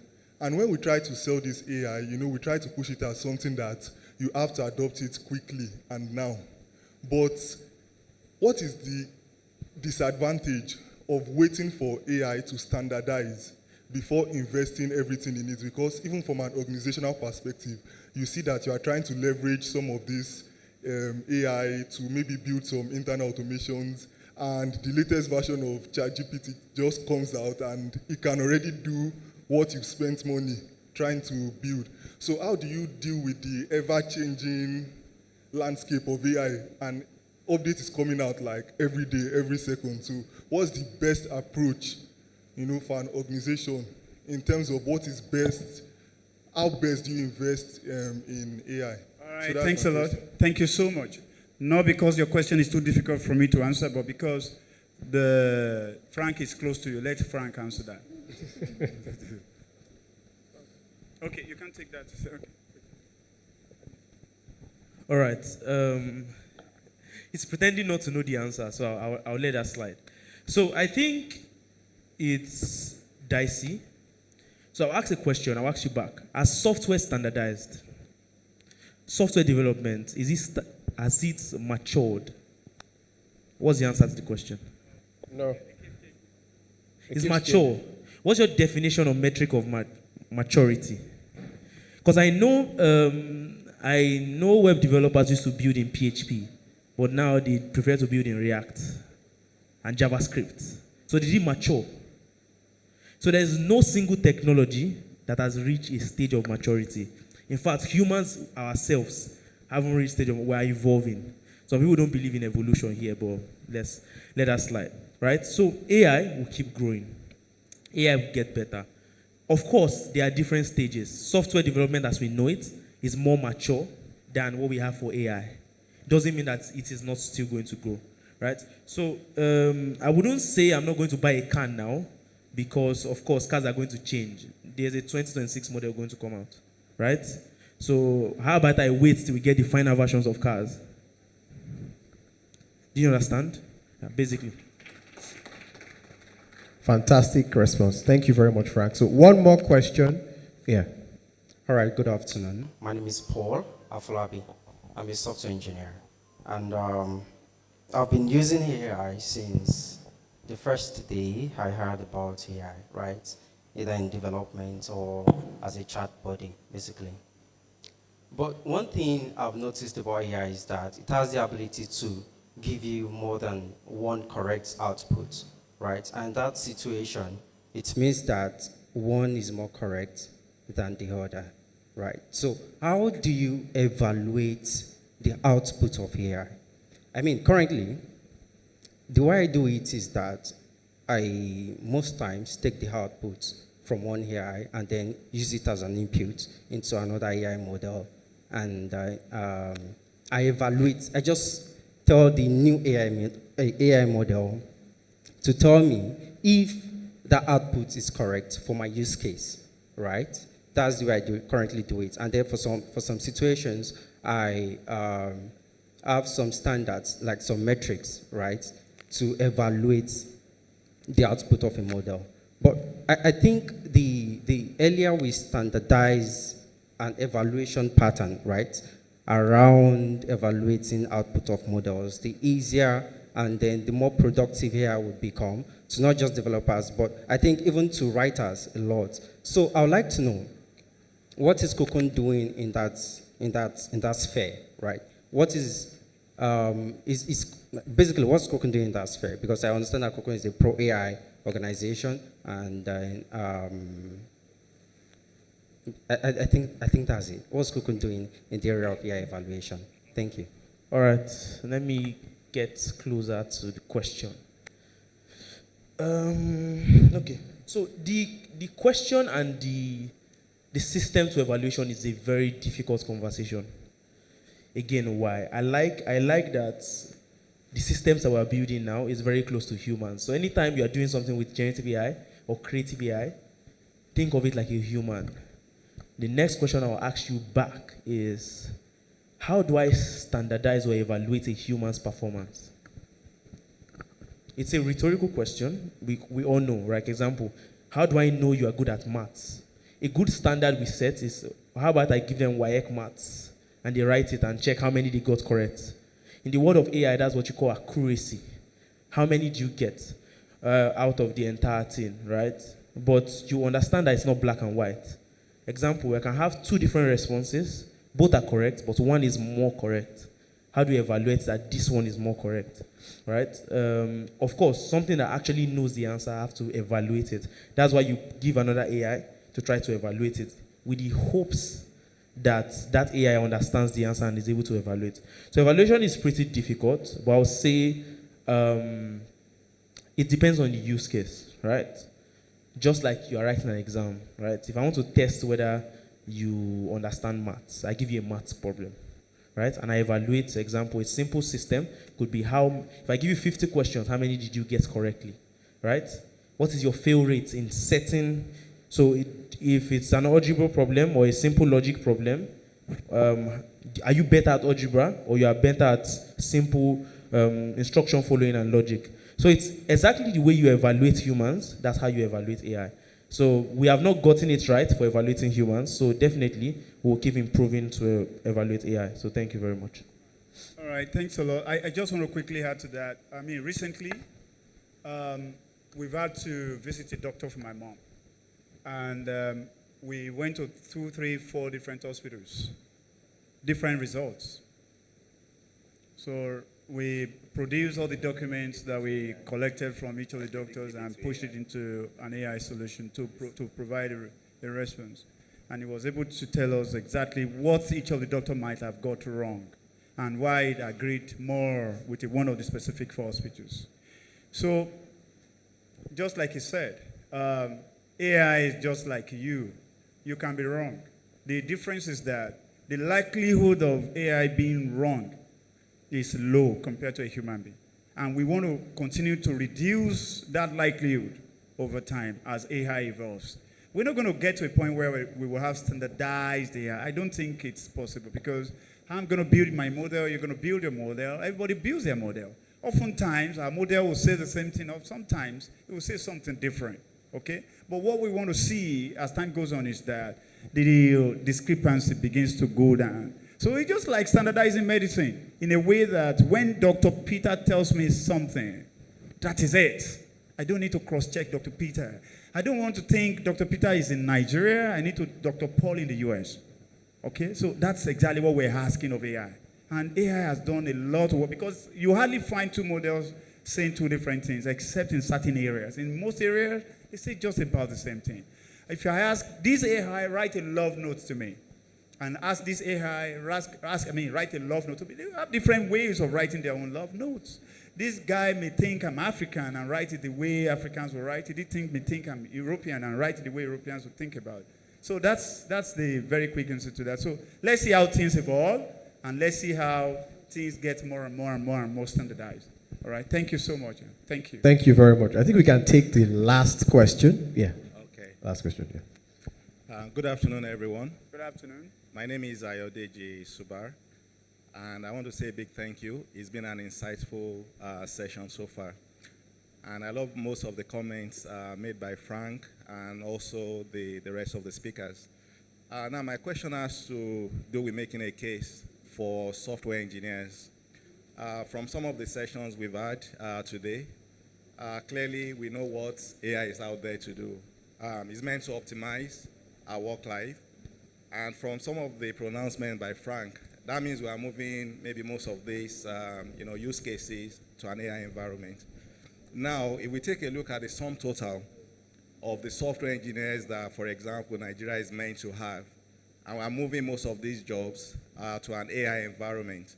Now, my question is this.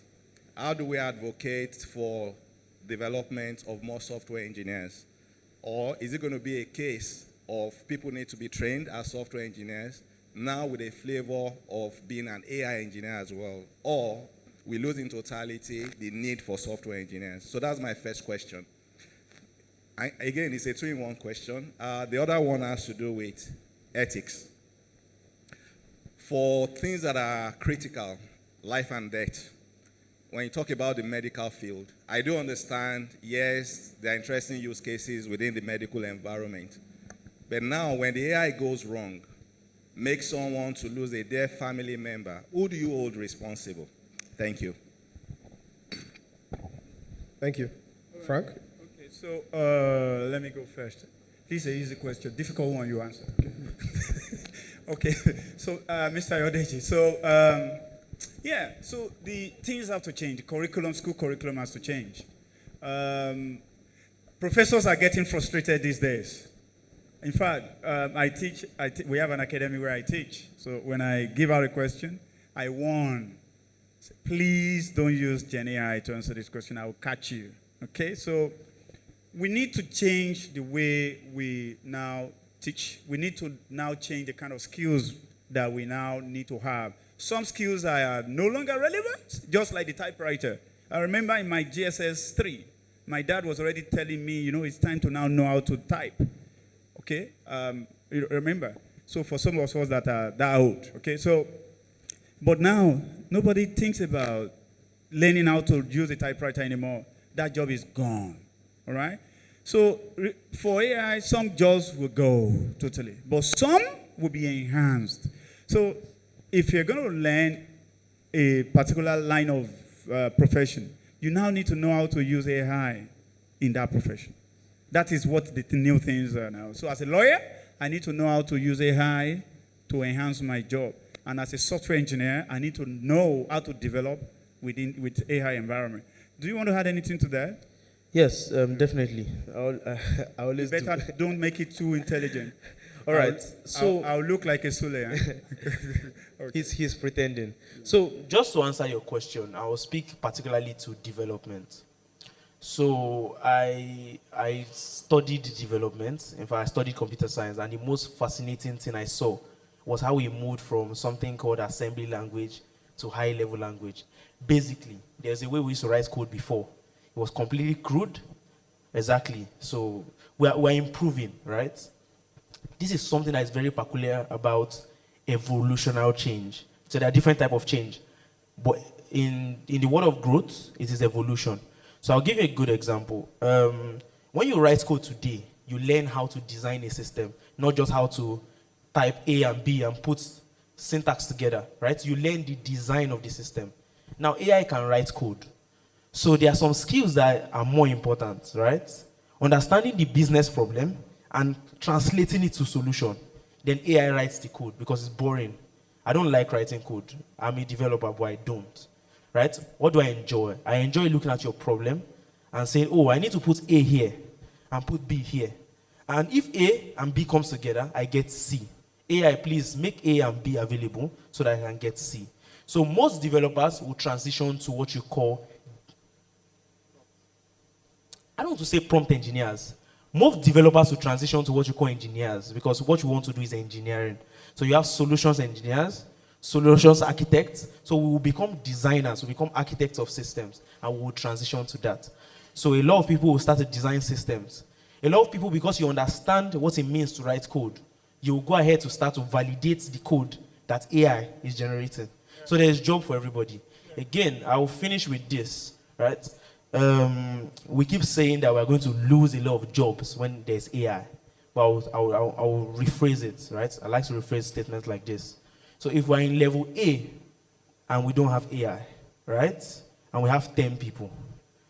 Instead of losing 5 people to stay at level A, why don't I go to level B, which is higher, and retain the 10 people, and they all do better, right? So AI is not here to solve the same problems. With AI and improvement, you solve more complex problems. Of course, you make more money, so yes. Yeah, I can share a very good example. Recently, something got me to write a few lines of code.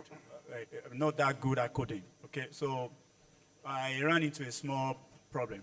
It wasn't running. And looking at you, you can relate with it. I just grabbed my piece of code and I gave it to AI. Hey, tell me what could be wrong with my code. He said, oh, interesting. It didn't take a minute. Interesting question. See this line, is expecting a command there, you put a semicolon, and that was it. Trust me, that would have probably taken me a whole day to decode in the past. That is AI. That is learning to develop with AI. You can understand that. When I started programming, everyone needed to have a huge book. Anytime we saw anybody traveling abroad, please, there's a book by this, let me bring it. We are always carrying books like this. I mean, how else would they know that we're smart people? We carry heavy books. So all those are gone. Yeah, thank you. Sorry? Shut up.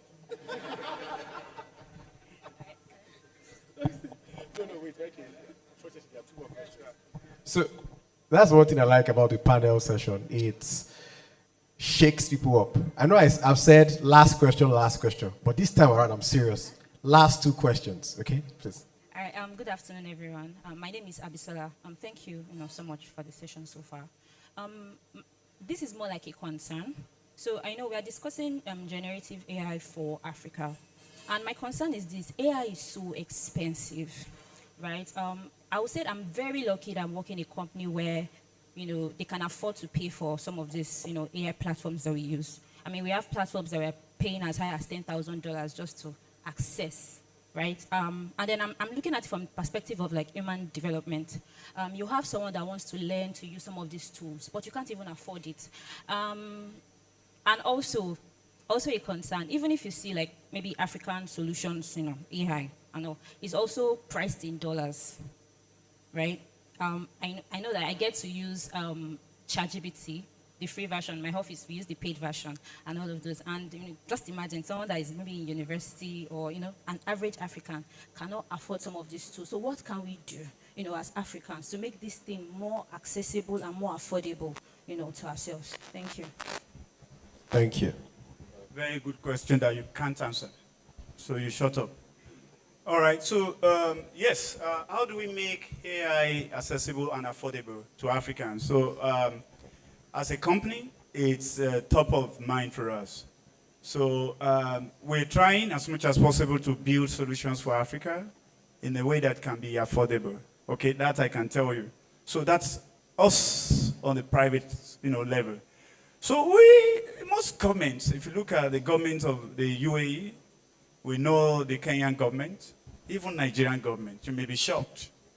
Governments are looking at how they can make the best of AI, make the best of this generation of science to improve every area of our life. So yeah, there are efforts going on. We are yet to see the fruit of those efforts, but I can tell you governments of the world are. China is not joking. America is not joking. You can see even America Donald Trump invested about $500 billion to build AI infrastructure. I think that was contracted to Oracle. So if US is doing that, you can imagine no government is sleeping. But I agree with you. How fast we move matters a lot. Okay, so we need some effort at the public sector level and government level. But as a company, we are super aware of that in different ways. One, we have a test skills accelerator program, TESA, where we train AI engineers for free for 3 months. We give them a stipend each month to cover their cost of transportation and data and all of that. So that's some effort from us. Again, we build all our solutions in a way that can be affordable. Recently, we were contacted by a firm in the north who has been given a very huge contract by, I don't know whether United Nations or. And what we're going to build for them is a $2 million solution. And they ran to us. We can't afford it, but what we saw is what we need. So we had to move around to make sure they can afford it. It's some sacrifice from us, but how far can we continue to make this sacrifice? So government plays a very important role. Thank you very much. Thank you. That's it. Yeah, that's it. Yeah, that's it. Oh, thank you. Thanks for listening. Oh, this man has a question. Oh, one more. Okay.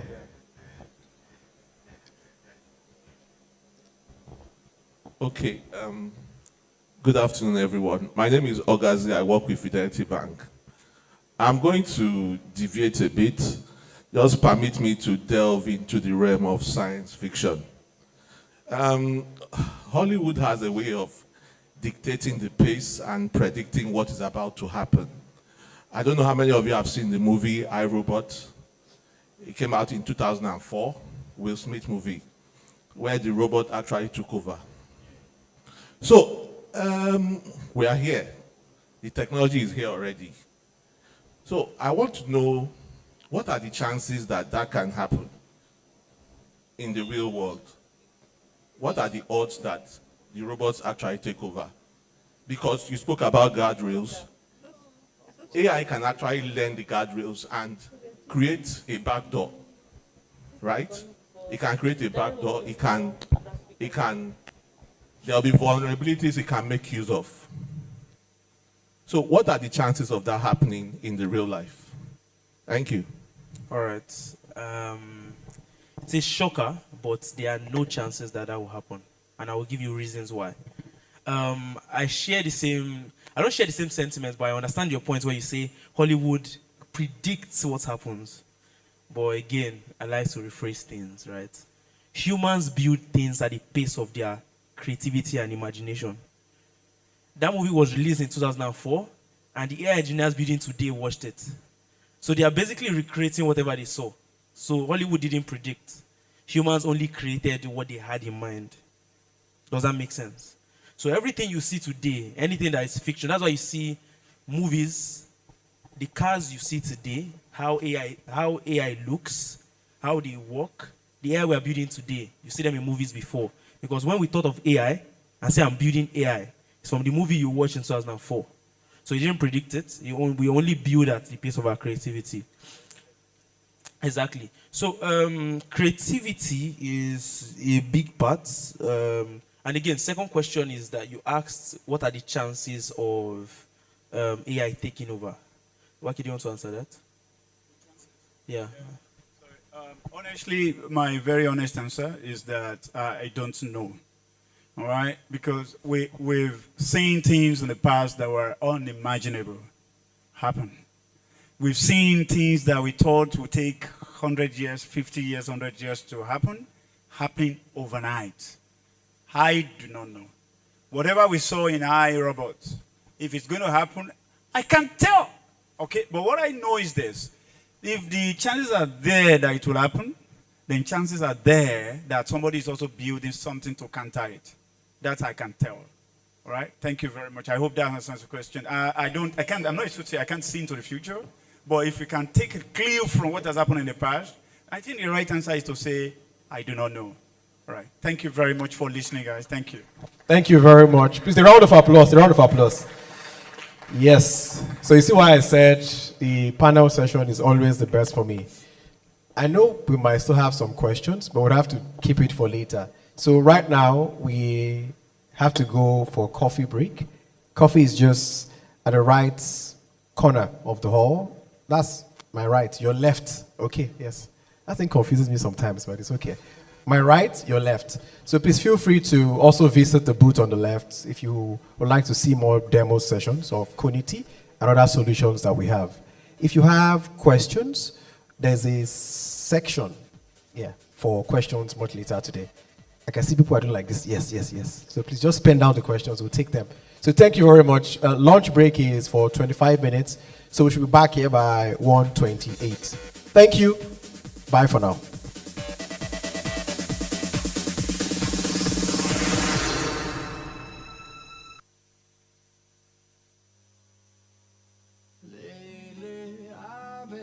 I've been losing sleep, dreaming about the things that we could be. But baby, I've been praying hard.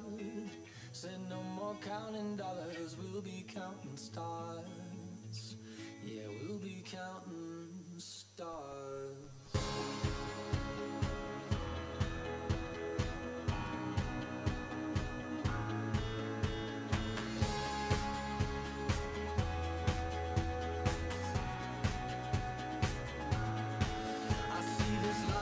Like a swinging vine, swing my heart across the line. In my face is flashing signs. Seek it out and ye shall find. Old, but I'm not that old. Young, but I'm not that bold. And I don't think the world is sold. I'm just doing what we're told. I feel something so right, doing the wrong thing. And I feel something so wrong, doing the right thing. I could lie. Everything that kills me makes me feel alive. Yeah, I've been losing sleep, dreaming about the things that we could be. But baby, I've been praying hard. Said no more counting dollars, we'll be counting stars. Lately, I've been losing sleep, dreaming about the things that we could be. But baby, I've been praying hard. Said no more counting dollars, we'll be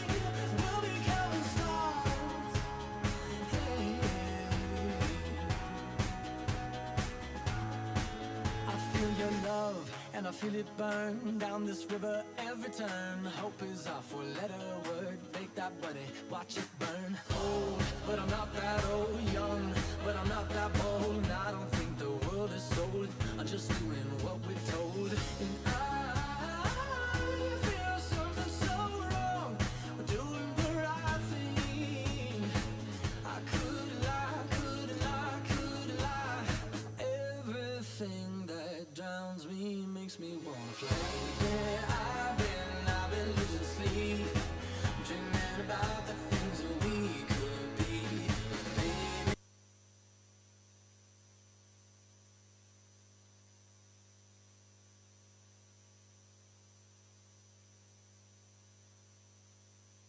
But the quality is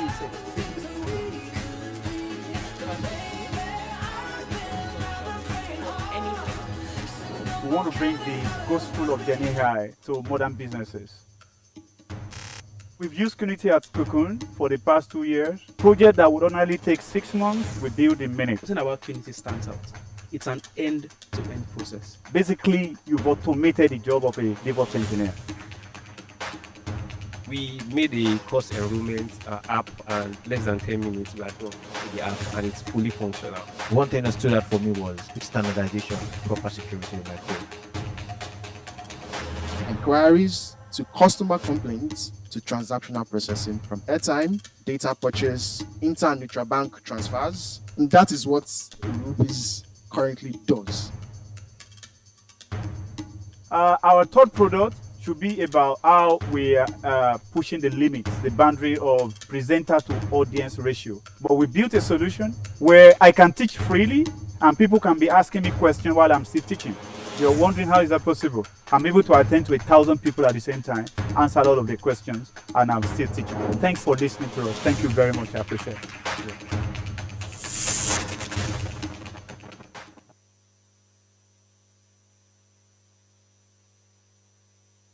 My name is Aliu Muibi Ahmed, and I'm the provost of TESA.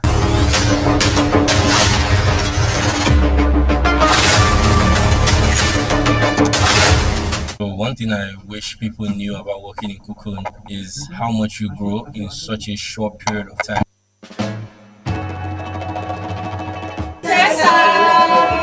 I'm ecstatic at the level of transformation that these candidates have experienced in the last 3 years. So I initially thought I was coming here for just the technical skills. You emerge as a better person, a way better person. One thing I know looking back at myself from there to now is the fact that I've actually grown a lot. I would say one of the most impactful feedback I got in TESA was that documentation matters a lot.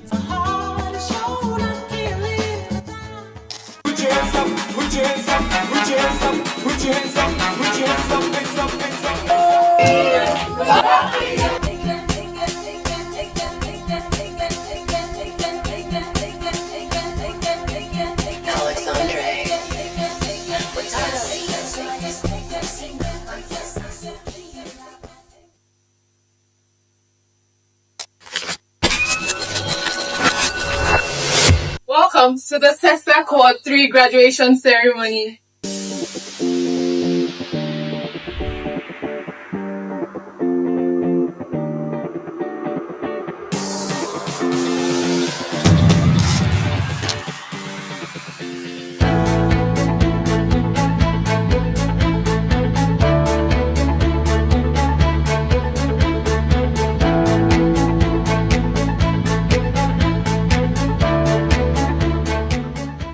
Into Cocoon, I thought it was just like another tech course that you take and then they'll grade you and give you certification, but it was a whole lot more than that. My mindset shifted in the sense that I know how to like solve problems. I'm not just, when I see problems, I'm not just solution, but to know why and how to go about it the right way. I not just learn how to build models and fine tune it, but I learned why and to provide like technical solutions to it.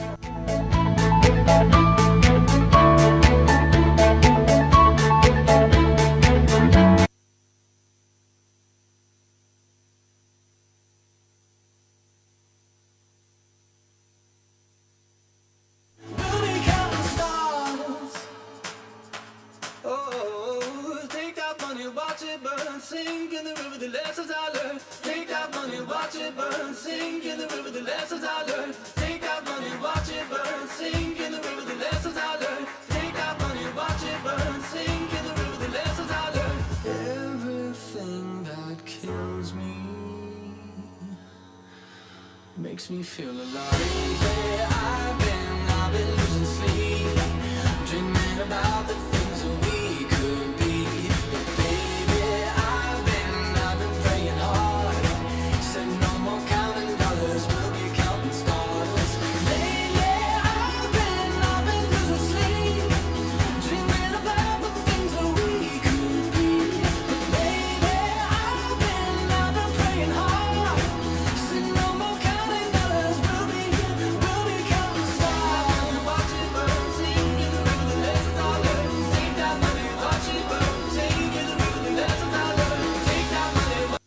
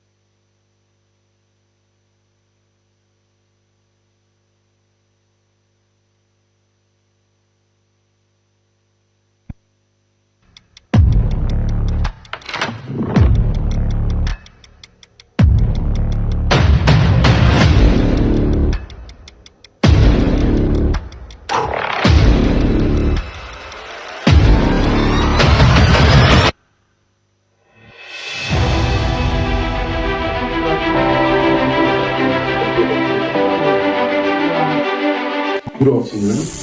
My name is David Amantu. My specialization is data and analytics. Cloud engineering and data analytics. Than we had 5 years ago. But the quality we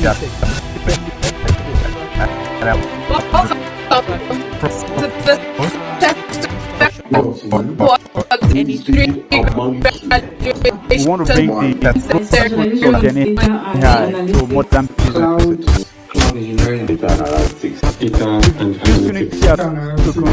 For the past 2 years, project that would normally take 6 months to build in Be a very different person of doing this program from anyone to the novice to being an expert. Expert to be drilled, to be basically what to make the job of engineer.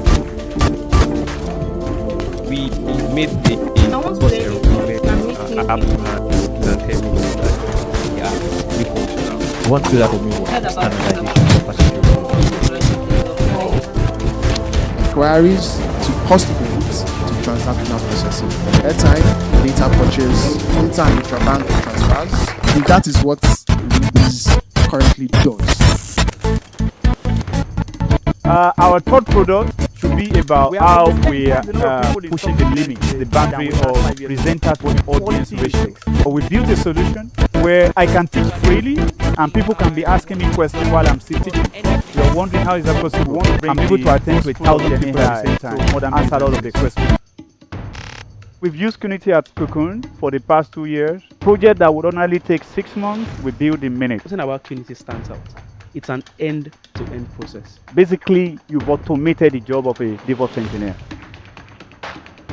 We made a course enrollment app, and less than 10 minutes we are done with the app, and it's fully functional. One thing that stood out for me was standardization, proper security in my code. Inquiries to customer complaints to transactional processing from airtime, data purchase, inter and intra-bank transfers. And that is what Rubies currently does. Our third product should be about how we are pushing the limits, the boundary of presenter to audience ratio. But we built a solution where I can teach freely and people can be asking me questions while I'm still teaching. You're wondering how is that possible? I'm able to attend to 1,000 people at the same time, answer all of the questions, and I'm still teaching. Thanks for listening to us. Thank you very much. I appreciate it.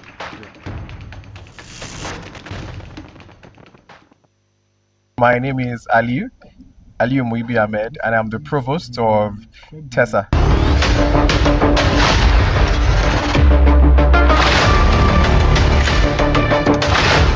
So one thing I wish people knew about working in Cocoon is how much you grow in such a short period of time.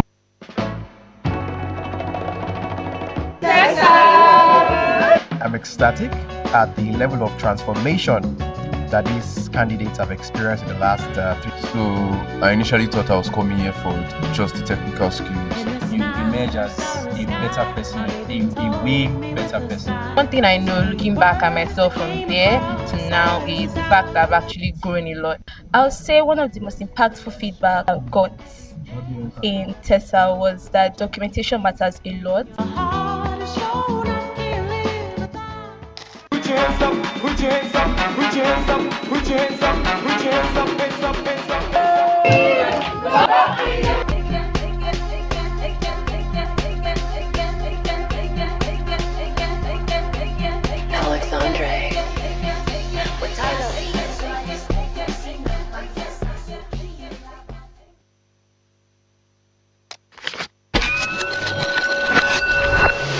Welcome to the TESA Quad 3 graduation ceremony.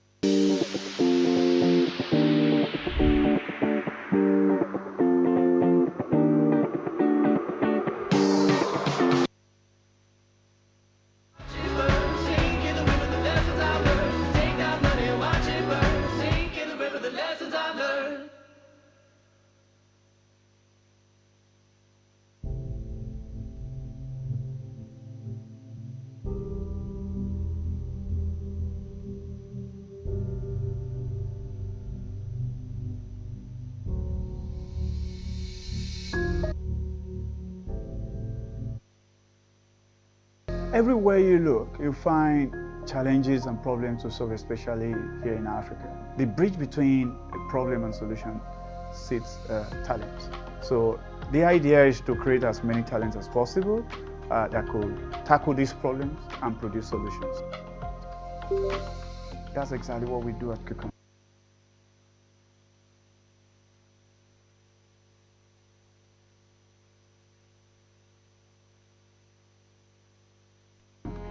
Making use of these tools, looking for problems to solve, and solving these problems using these tools with talents that are based in Africa. Hi, my name is Inka Daramola.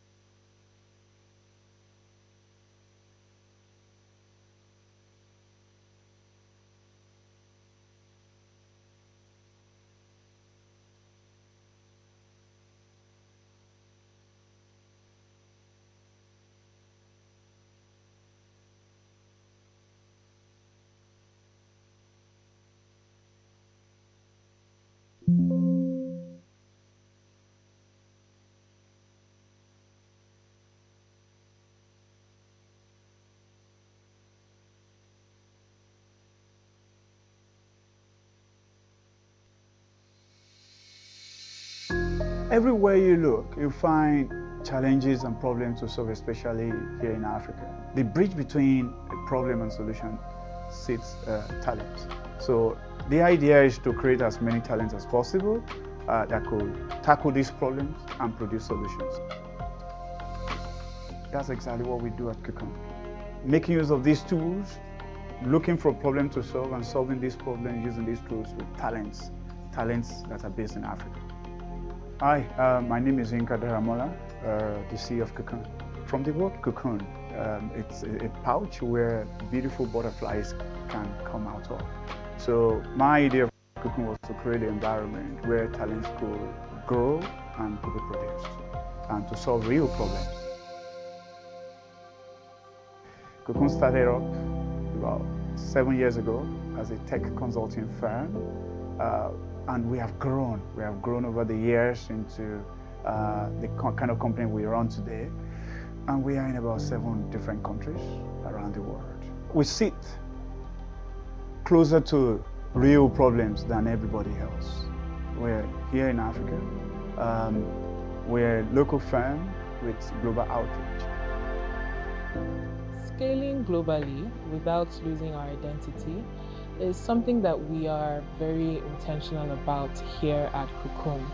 Right from the beginning, we've built systems, processes, and culture that are modular yet grounded within our core values. Whether it is customer onboarding, partner integrations, or product localizations, when trying to achieve these things, what we keep in mind are repeatability, scalability, and making sure that they are culture-centric. As time moves on, as the world evolves, our playbooks evolve as well. However, one thing that doesn't change are our core values, which are speed, trust, and user centricity. That is how we remain Cocoon wherever it is that we land.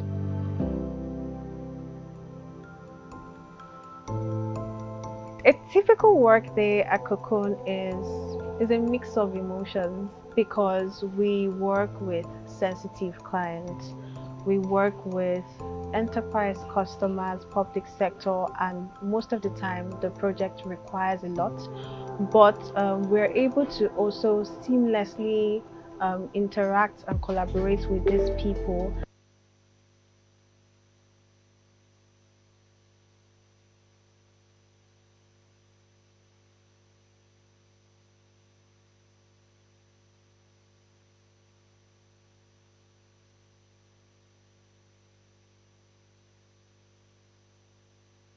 And then we gain a certain level of excitement when we work on projects and we're able to crack it.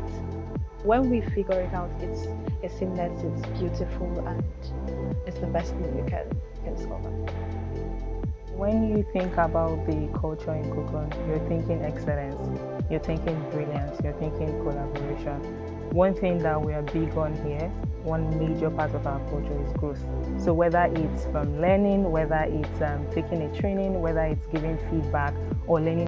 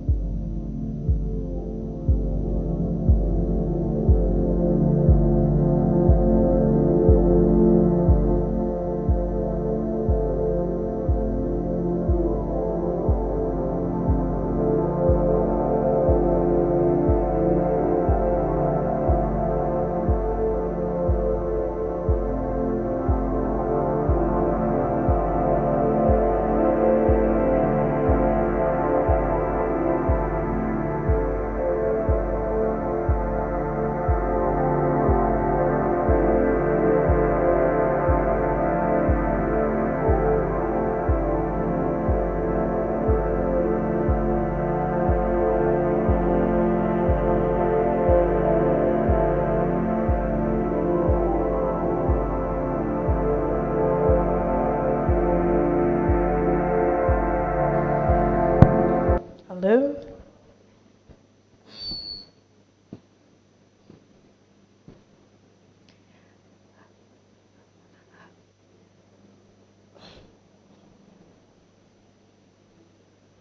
All right, we are back. This is officially the end of the coffee break. I hope you all enjoyed our snacks. Did you enjoy your snacks? I hope you all did, because I took some snacks myself and I enjoyed it as well. We are back. Welcome back to Gen AI for Africa, Day 2. To proceed with the next session, we will be discussing the future of Gen AI, or the future of finance with Gen AI. Currently, the host for that particular session is not on seat, so we will move on to the next session, which is a live demo of a product that is currently utilizing Gen AI in the finance space.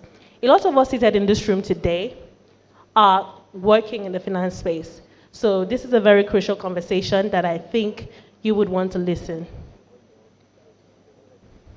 Is Daniel around? Yeah, he is. Okay. So join me and welcome Daniel Akabwe. Good afternoon, everyone. I hope we are enjoying ourselves. All right.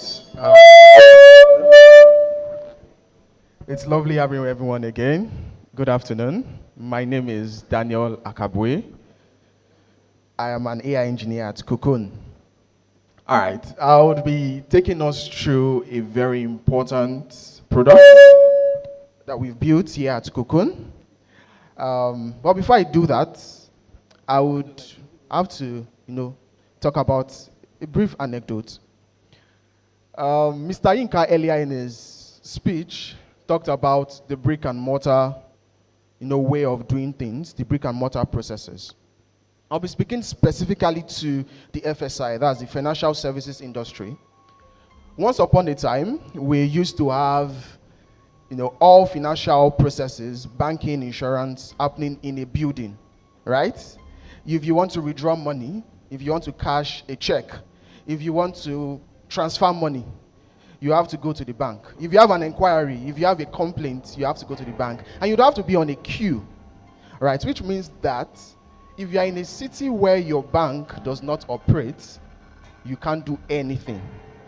And then over time, we had the internet, right? Then, of course, we know the internet brought a lot of people together. It's the global community. And then, with the internet, you can be anywhere, any place, anytime.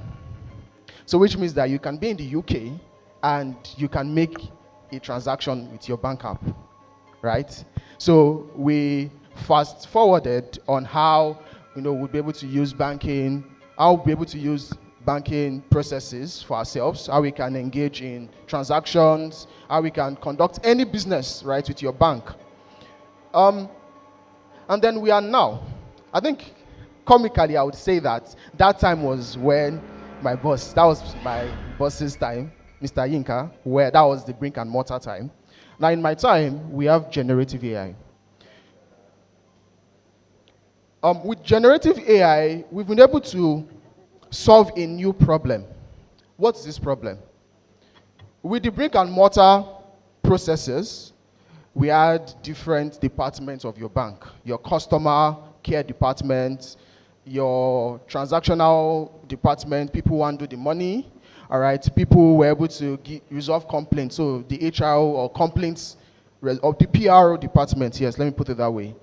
And with the advent of the internet, we still had these processes different from each other, all right? And which means that as of now, if you still want to resolve a complaint, you have to go to the bank. On the app, you say, oh, for any question, press 1, press 2. But in most cases, your questions are not covered in those list of options, which means that we are still living in the rule-based economy for FSI. But at Cocoon, we've identified that problem and we've found a solution: generative AI. No, and we've said that instead of you going to the bank to just resolve one simple complaint or just ask a simple question, with state-of-the-art generative AI solution leveraged on AWS, leveraged using AWS resources, we will build the next phase of banking, not just for Africa, but for the world. Ladies and gentlemen, I present to you Ruby's AI.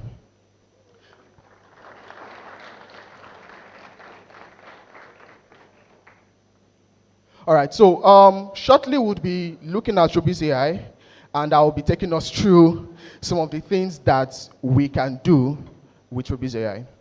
I said previously that normal bank processes, you want to resolve a query, you want to perform transactions, you want to buy airtime. Right now, you can go to your bank application. In 1 minute, 2 minutes, you can do all this. But the problem still lies. Each of these divisions, each of these processes are still isolated from each other. Now, with Ruby's AI, you could go to the chart and say, hey, Ruby's, I want to transfer 2K to Yinka. Now, Ruby's is able to take that information, understand the intent of your message, and perform that transaction for you in less than 5 seconds. Furthermore, you can still ask Ruby's AI, I have 500 Naira airtime on my phone. I don't know whether I should buy another 300 Naira airtime. Advise me. So Ruby's AI can still stand as that financial advisor, right, as a bank customer and help you make the best of financial decisions. So with this demo, you see how Ruby's AI is saying, okay, if you have this amount of airtime, we can top it up, or we can wait till you've exhausted it. Which means again that with the application, with Ruby's AI, it doesn't enforce on you the decision to make. It brings you the advantages of these decisions and lets you make it. All right. And then, yes, inquiries. On this application, you can still perform inquiries. Hey, Ruby's AI, does Ruby's digital bank offer a loan? With state-of-the-art AI architecture that we've built under this solution, is able to still understand that Daniel is not trying to make a bank transaction. Daniel is not trying to ask a financial-based question. Daniel is not trying to lay a complaint. Daniel is trying to inquire about products and services in Ruby's digital bank. And what Ruby's AI does is to go to what we call the knowledge base of itself and retrieve the best possible answer for your question. Trust me, if you want to ask a question about the product and services of your bank now, if it's not the bank application, you have to go to the bank. If it's in the bank application, it is not exhaustive enough. So with what we've built, the knowledge base can be updated by anybody, regardless of your technical knowledge. So which means that we are not totally eradicating the customer service department of banks. We are empowering them to reach out to millions of customers at the tip of their fingers. Furthermore, complaint resolution. Right now, I think that's the bane of many banks in the country. Customers are unable to lay their complaints or get their complaints resolved. Instead, you find them dragging these banks on Twitter. In fact, bank was some months back where customers were coming down saying, I've been calling your customer care service, operator. Nobody's reaching out to me. And that's because there are so many customers trying to resolve a problem. And in most cases, these problems have to be, ordered based on severity.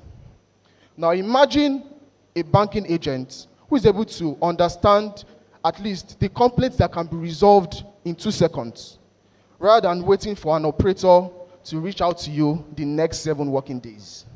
Again, just at the tip of your fingers. With Ruby's AI, we've been able to harmonize all these services from transactional banking to complaint resolution, to customer inquiries, bills payment, airtime purchase, data purchase, just from one chat interface. I think we need to celebrate Ruby's AI.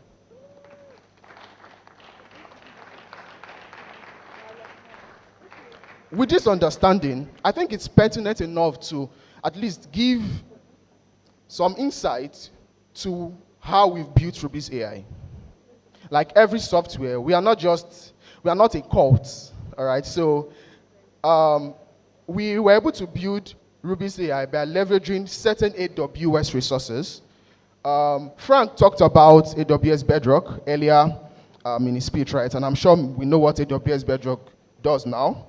It gives you access to state-of-the-art LLMs, all right? And we're able to leverage AWS Bedrock and using specifically Anthropic Claude model, because we found out that with Bedrock, we can test any model we want. We just need to swap. Our existing infrastructure, from code level to deployment, still remains the same. And with Bedrock, we found out that Claude is the best model for our use case. For your use case, it might not be Claude, Anthropic Claude. It could be Gemini, Google Gemini. It could be OpenAI, O3. It could be any other model. It could be Mixtral. It could be any other large language model. But trust me to say that you can find these models in AWS Bedrock. And then we're able to, of course, Lambda is our compute, our choice of compute, right? It's serverless, which means that with our architecture, the costs that someone talked about earlier, which is it's very expensive running AI infrastructure, AI resources. So we've decided that it's not just about building the next stage or the next evolution of banking infrastructure. It's that we need to make this affordable to just that small fintech starting up, right? Or we also need to make it affordable to even the big ones. And we decided to use AWS Lambda, which is a serverless compute instance that only runs when I, myself, am trying to make a transaction. That only runs when you have decided to make a transaction. So it doesn't work like your typical server that keeps on running, even when nobody is using it. So you don't get to run into costs, right? So you have your money's worth. All right. And then Pinecone Vector Database. This is very important because I spoke about customer inquiry. I spoke about knowledge base. For Rubies, the LLMs I'll be using might not know might not have any information about Rubies. You might not have any information about your bank. You might not have any information about your company. But that's where the idea of knowledge bases come, where you can create documents and let this LLM sit on top of this document and retrieve information as you've requested. Which means if there are internal documents that, of course, these models have not been built to, they are not privy to, you can let these LLMs just go retrieve that information. It doesn't have an idea of the entire document, right? So it takes away the security issue. You are not putting the document in the LLM. The LLM is using query to understand what you need, and then goes to retrieve the information from the document and pass it back to the user or to whoever is in need of that question. So our choice of infrastructure was Python Vector Database, because we've felt that that would be very useful for us and then very good for our customers. Of course, all this made possible by AWS.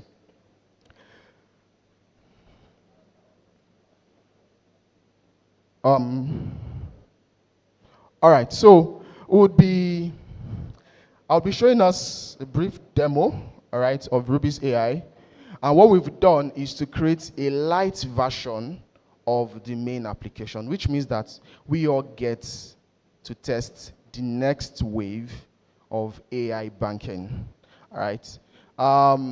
Please, you can scan the QR code shown on the screen. Feel free, all right? Like I said, it's a light version. So if you want the full features, we have our stand at the back. So when it's time for us to go and check out the booth, you could go and you would have people take you through the onboarding process. Very seamless. In less than 30 seconds, you get to use Ruby's AI to its fullest. So please scan the QR code. You can put in your phone number.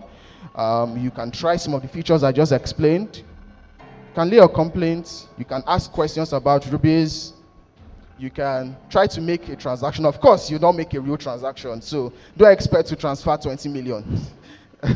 All right, and you can just try any other feature like I've explained. Just see how these models are able to understand the intention of your queries and help you process transactions better, process queries better, process complaints better.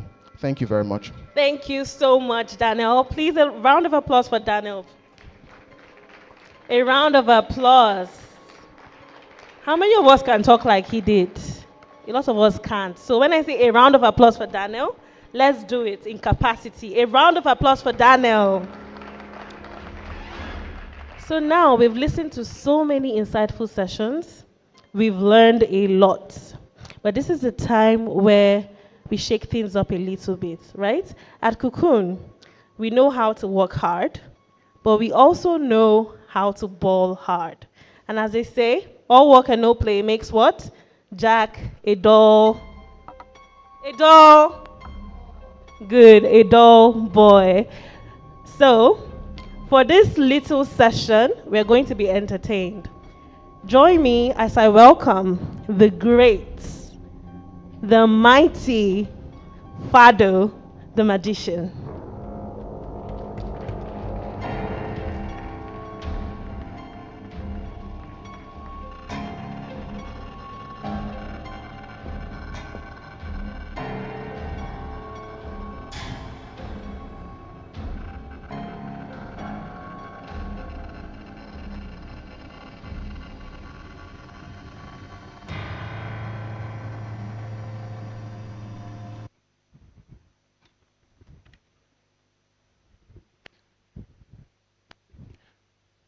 Sound.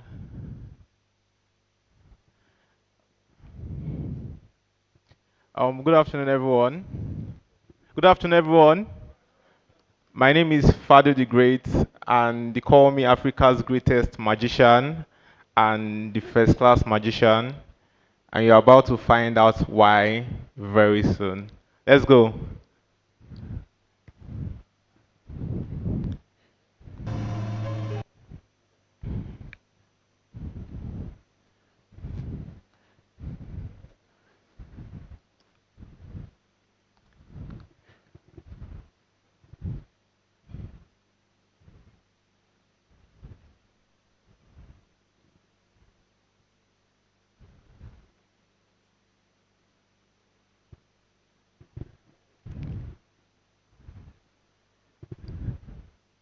Please excuse me for 1 second.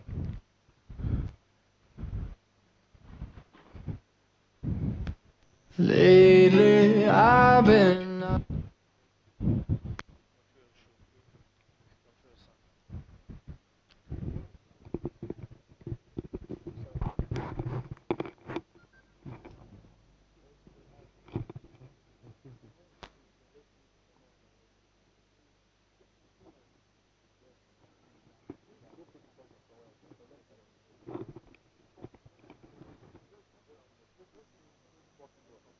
Yeah, it's possible by Ben.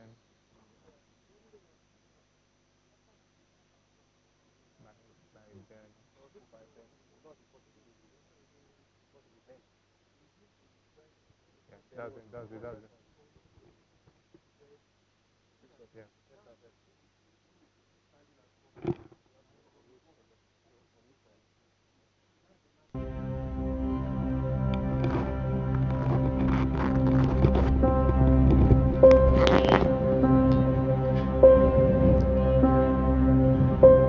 Yeah, I'm so sorry about that.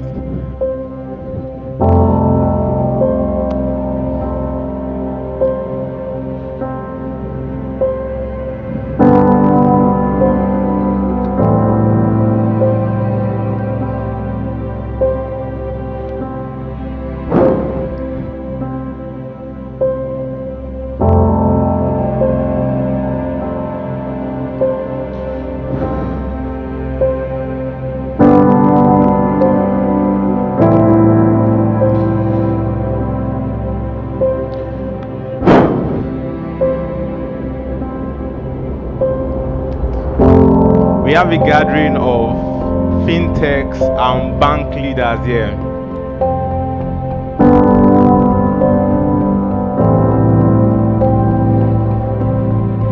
I have an empty bag. What better way to start this section than to produce what we all think about every single day? Yes, I know what's on your mind right now, money. I showed everyone an empty bag.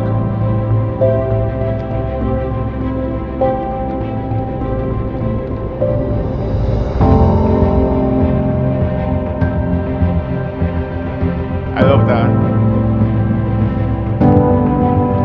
But you see, our gathering here is more than just about money. We are gathered here about something much powerful, something that is going to reshape the work culture in both the finance and banking sector. That's GenAI. But as a magician, magic is a way of expression to me. So I'm going to try to express what I think AI means using magic. Are we excited?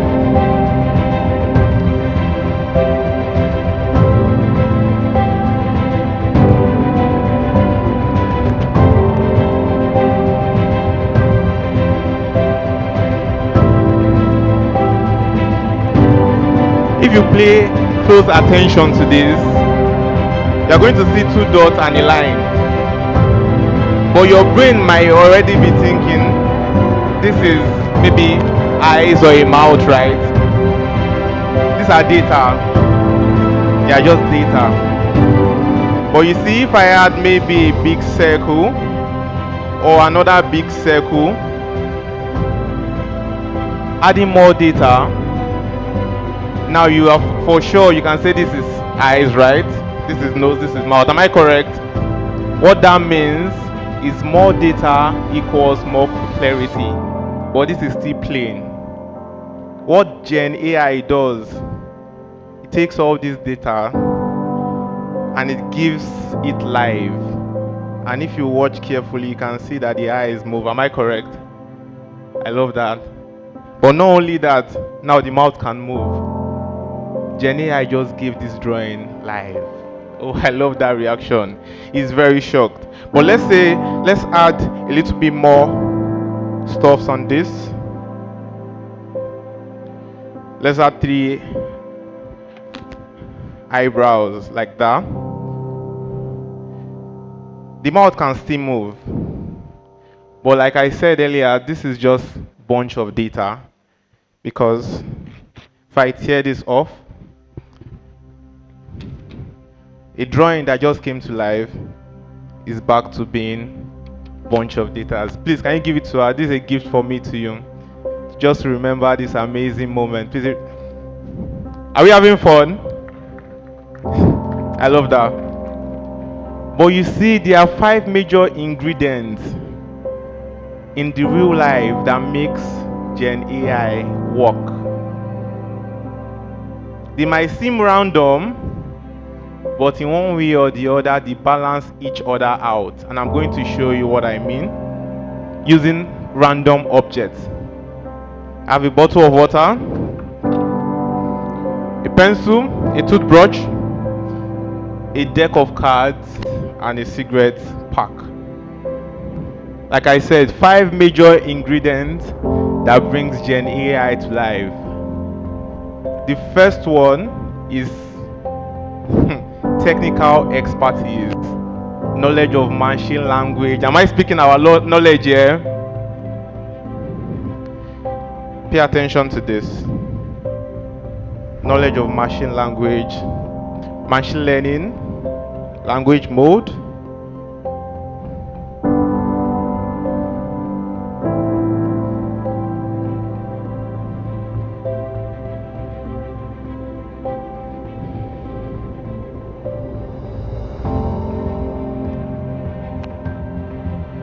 I love that. Some people are impressed. Ingredient number 2 is cloud platforms. AWS, Azure, where these models are created. Second key ingredient.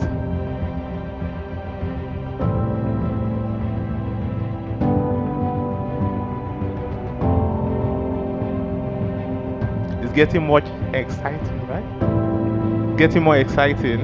Ingredient number 3. You need global recognition. A stamp of approval from, platforms like Google, Microsoft, AWS.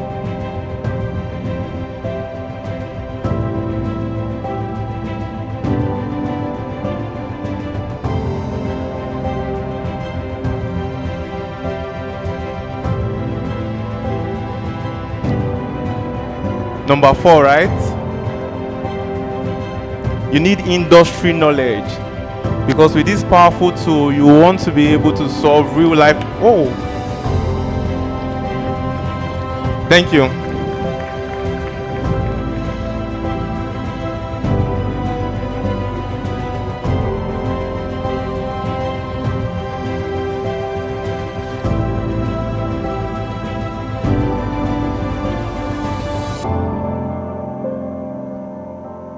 Second time is the charm, right? Like I said, industry knowledge.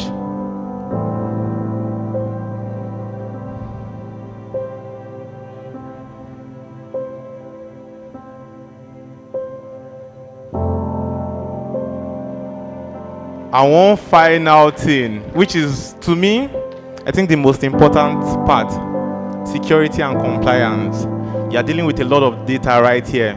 So anything you are doing, it must be secured. Second time is the charm.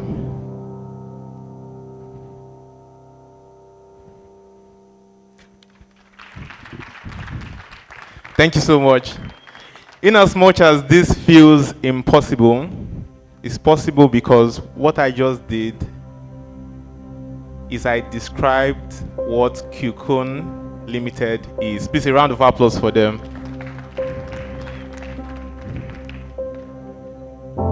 Yeah, I know you guys love this. Anybody that wants to take like a picture, you can now. But we're getting to a very interesting moment. Are we good?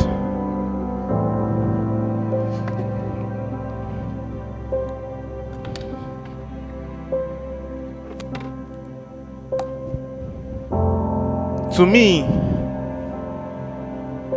the question is now, why Qcon Limited? Why? You see, at Qcon, they don't just know the theory, they put it into action.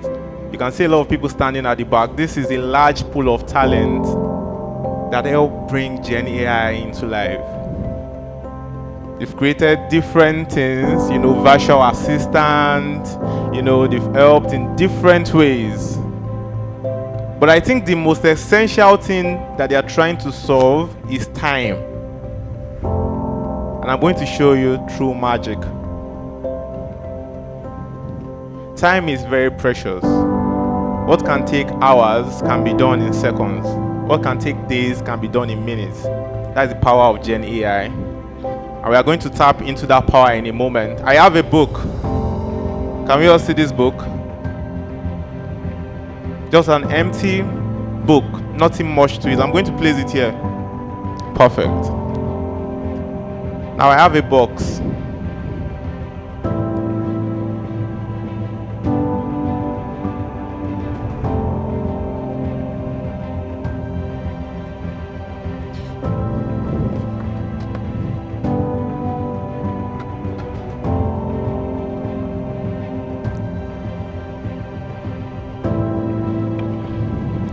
In this box, I have pictures full of my biggest inspirations, celebrities. We have different, pictures.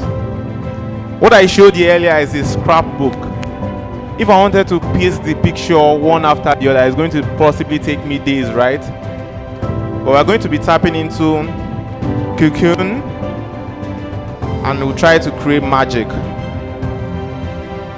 Watch this.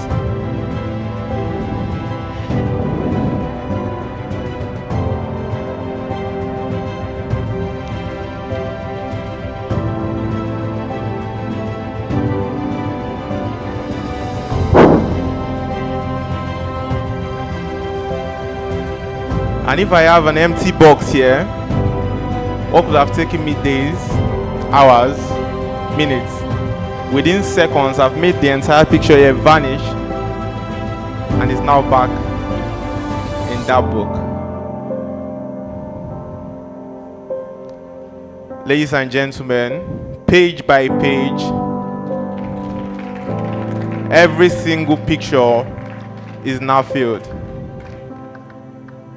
Today we've seen magic, but tomorrow with Cocoon and GenAI, we can bring magic to every single businesses here. Thank you so much. My name is Fado the Great.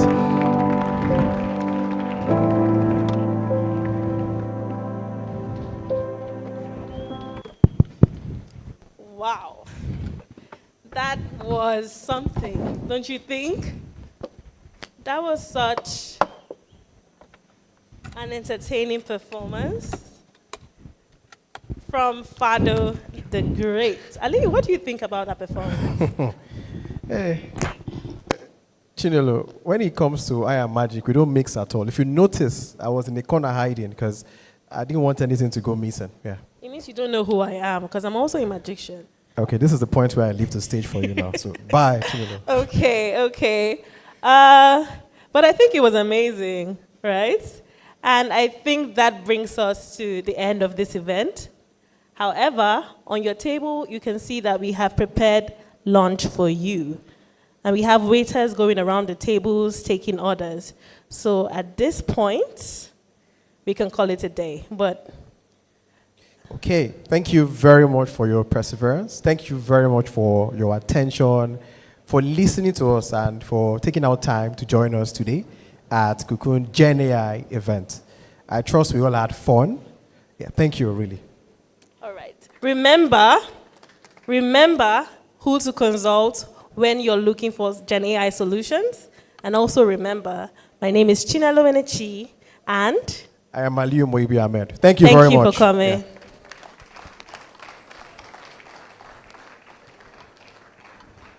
The booths are still open. Please feel free to visit the booth, ask questions. My colleagues are scattered all around the hall.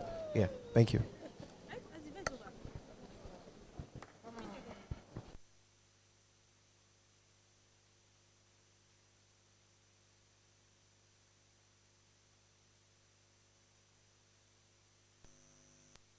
Lately, I've been losing sleep, dreaming about the things that we could be. But baby, I've been praying hard. Said no more counting dollars, we'll be counting stars. Yeah, we'll be counting stars.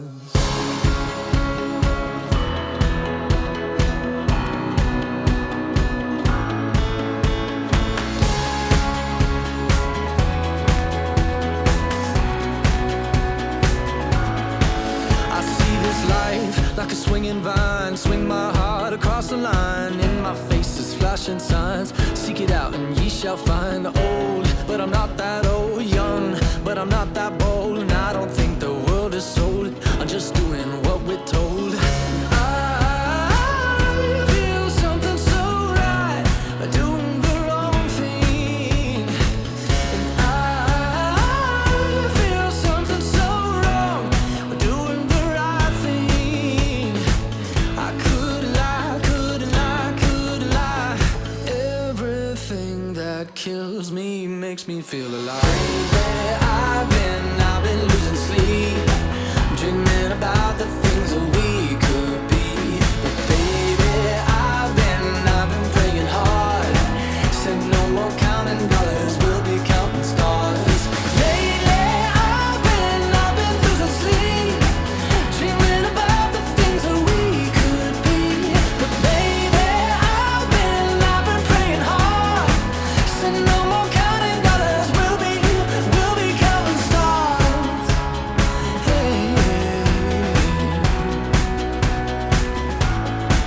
I feel your love and I feel it burn down this river every turn. Hope is our four-letter word. Make that money, watch it burn. Old, but I'm not that old. Young, but I'm not that bold. And I don't think the world is sold. I'm just doing what we're told. And I feel something so wrong. We're doing the right thing. I could lie,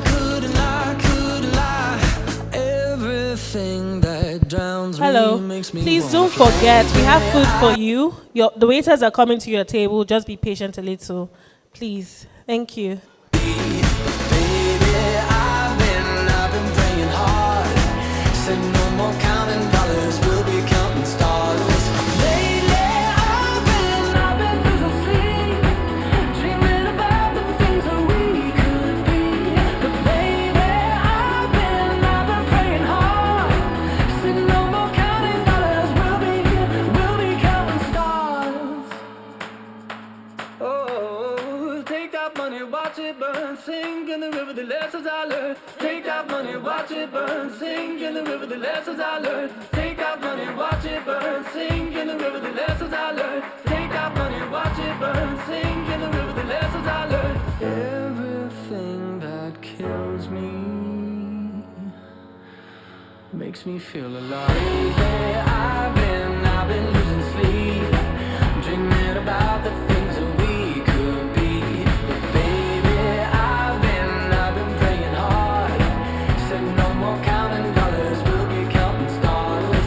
Lately, I've been losing sleep, dreaming about the things that we could be. But baby, I've been praying hard. Said no more counting dollars, we'll be counting stars. Watch it burn, sing in the river, the lessons I learned. Take that money, watch it burn, sing in the river, the lessons I learned. Take that money, watch it burn, sing in the river, the lessons I learned. Take that money, watch it burn, sing in the river, the lessons I learned.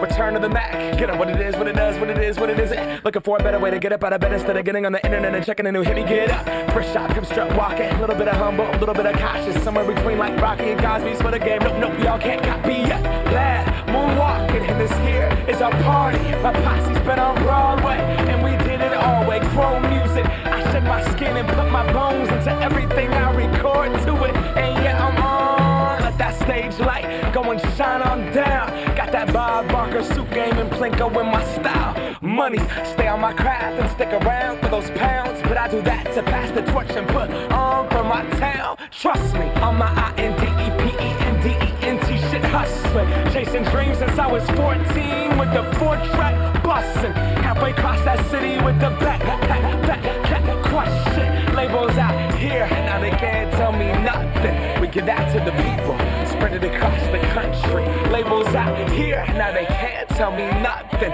We give it to the people, spread it across the country. Here we go back, this is the moment, tonight is the night. We'll fight till it's over, so we put our hands up like the ceiling can't hold us.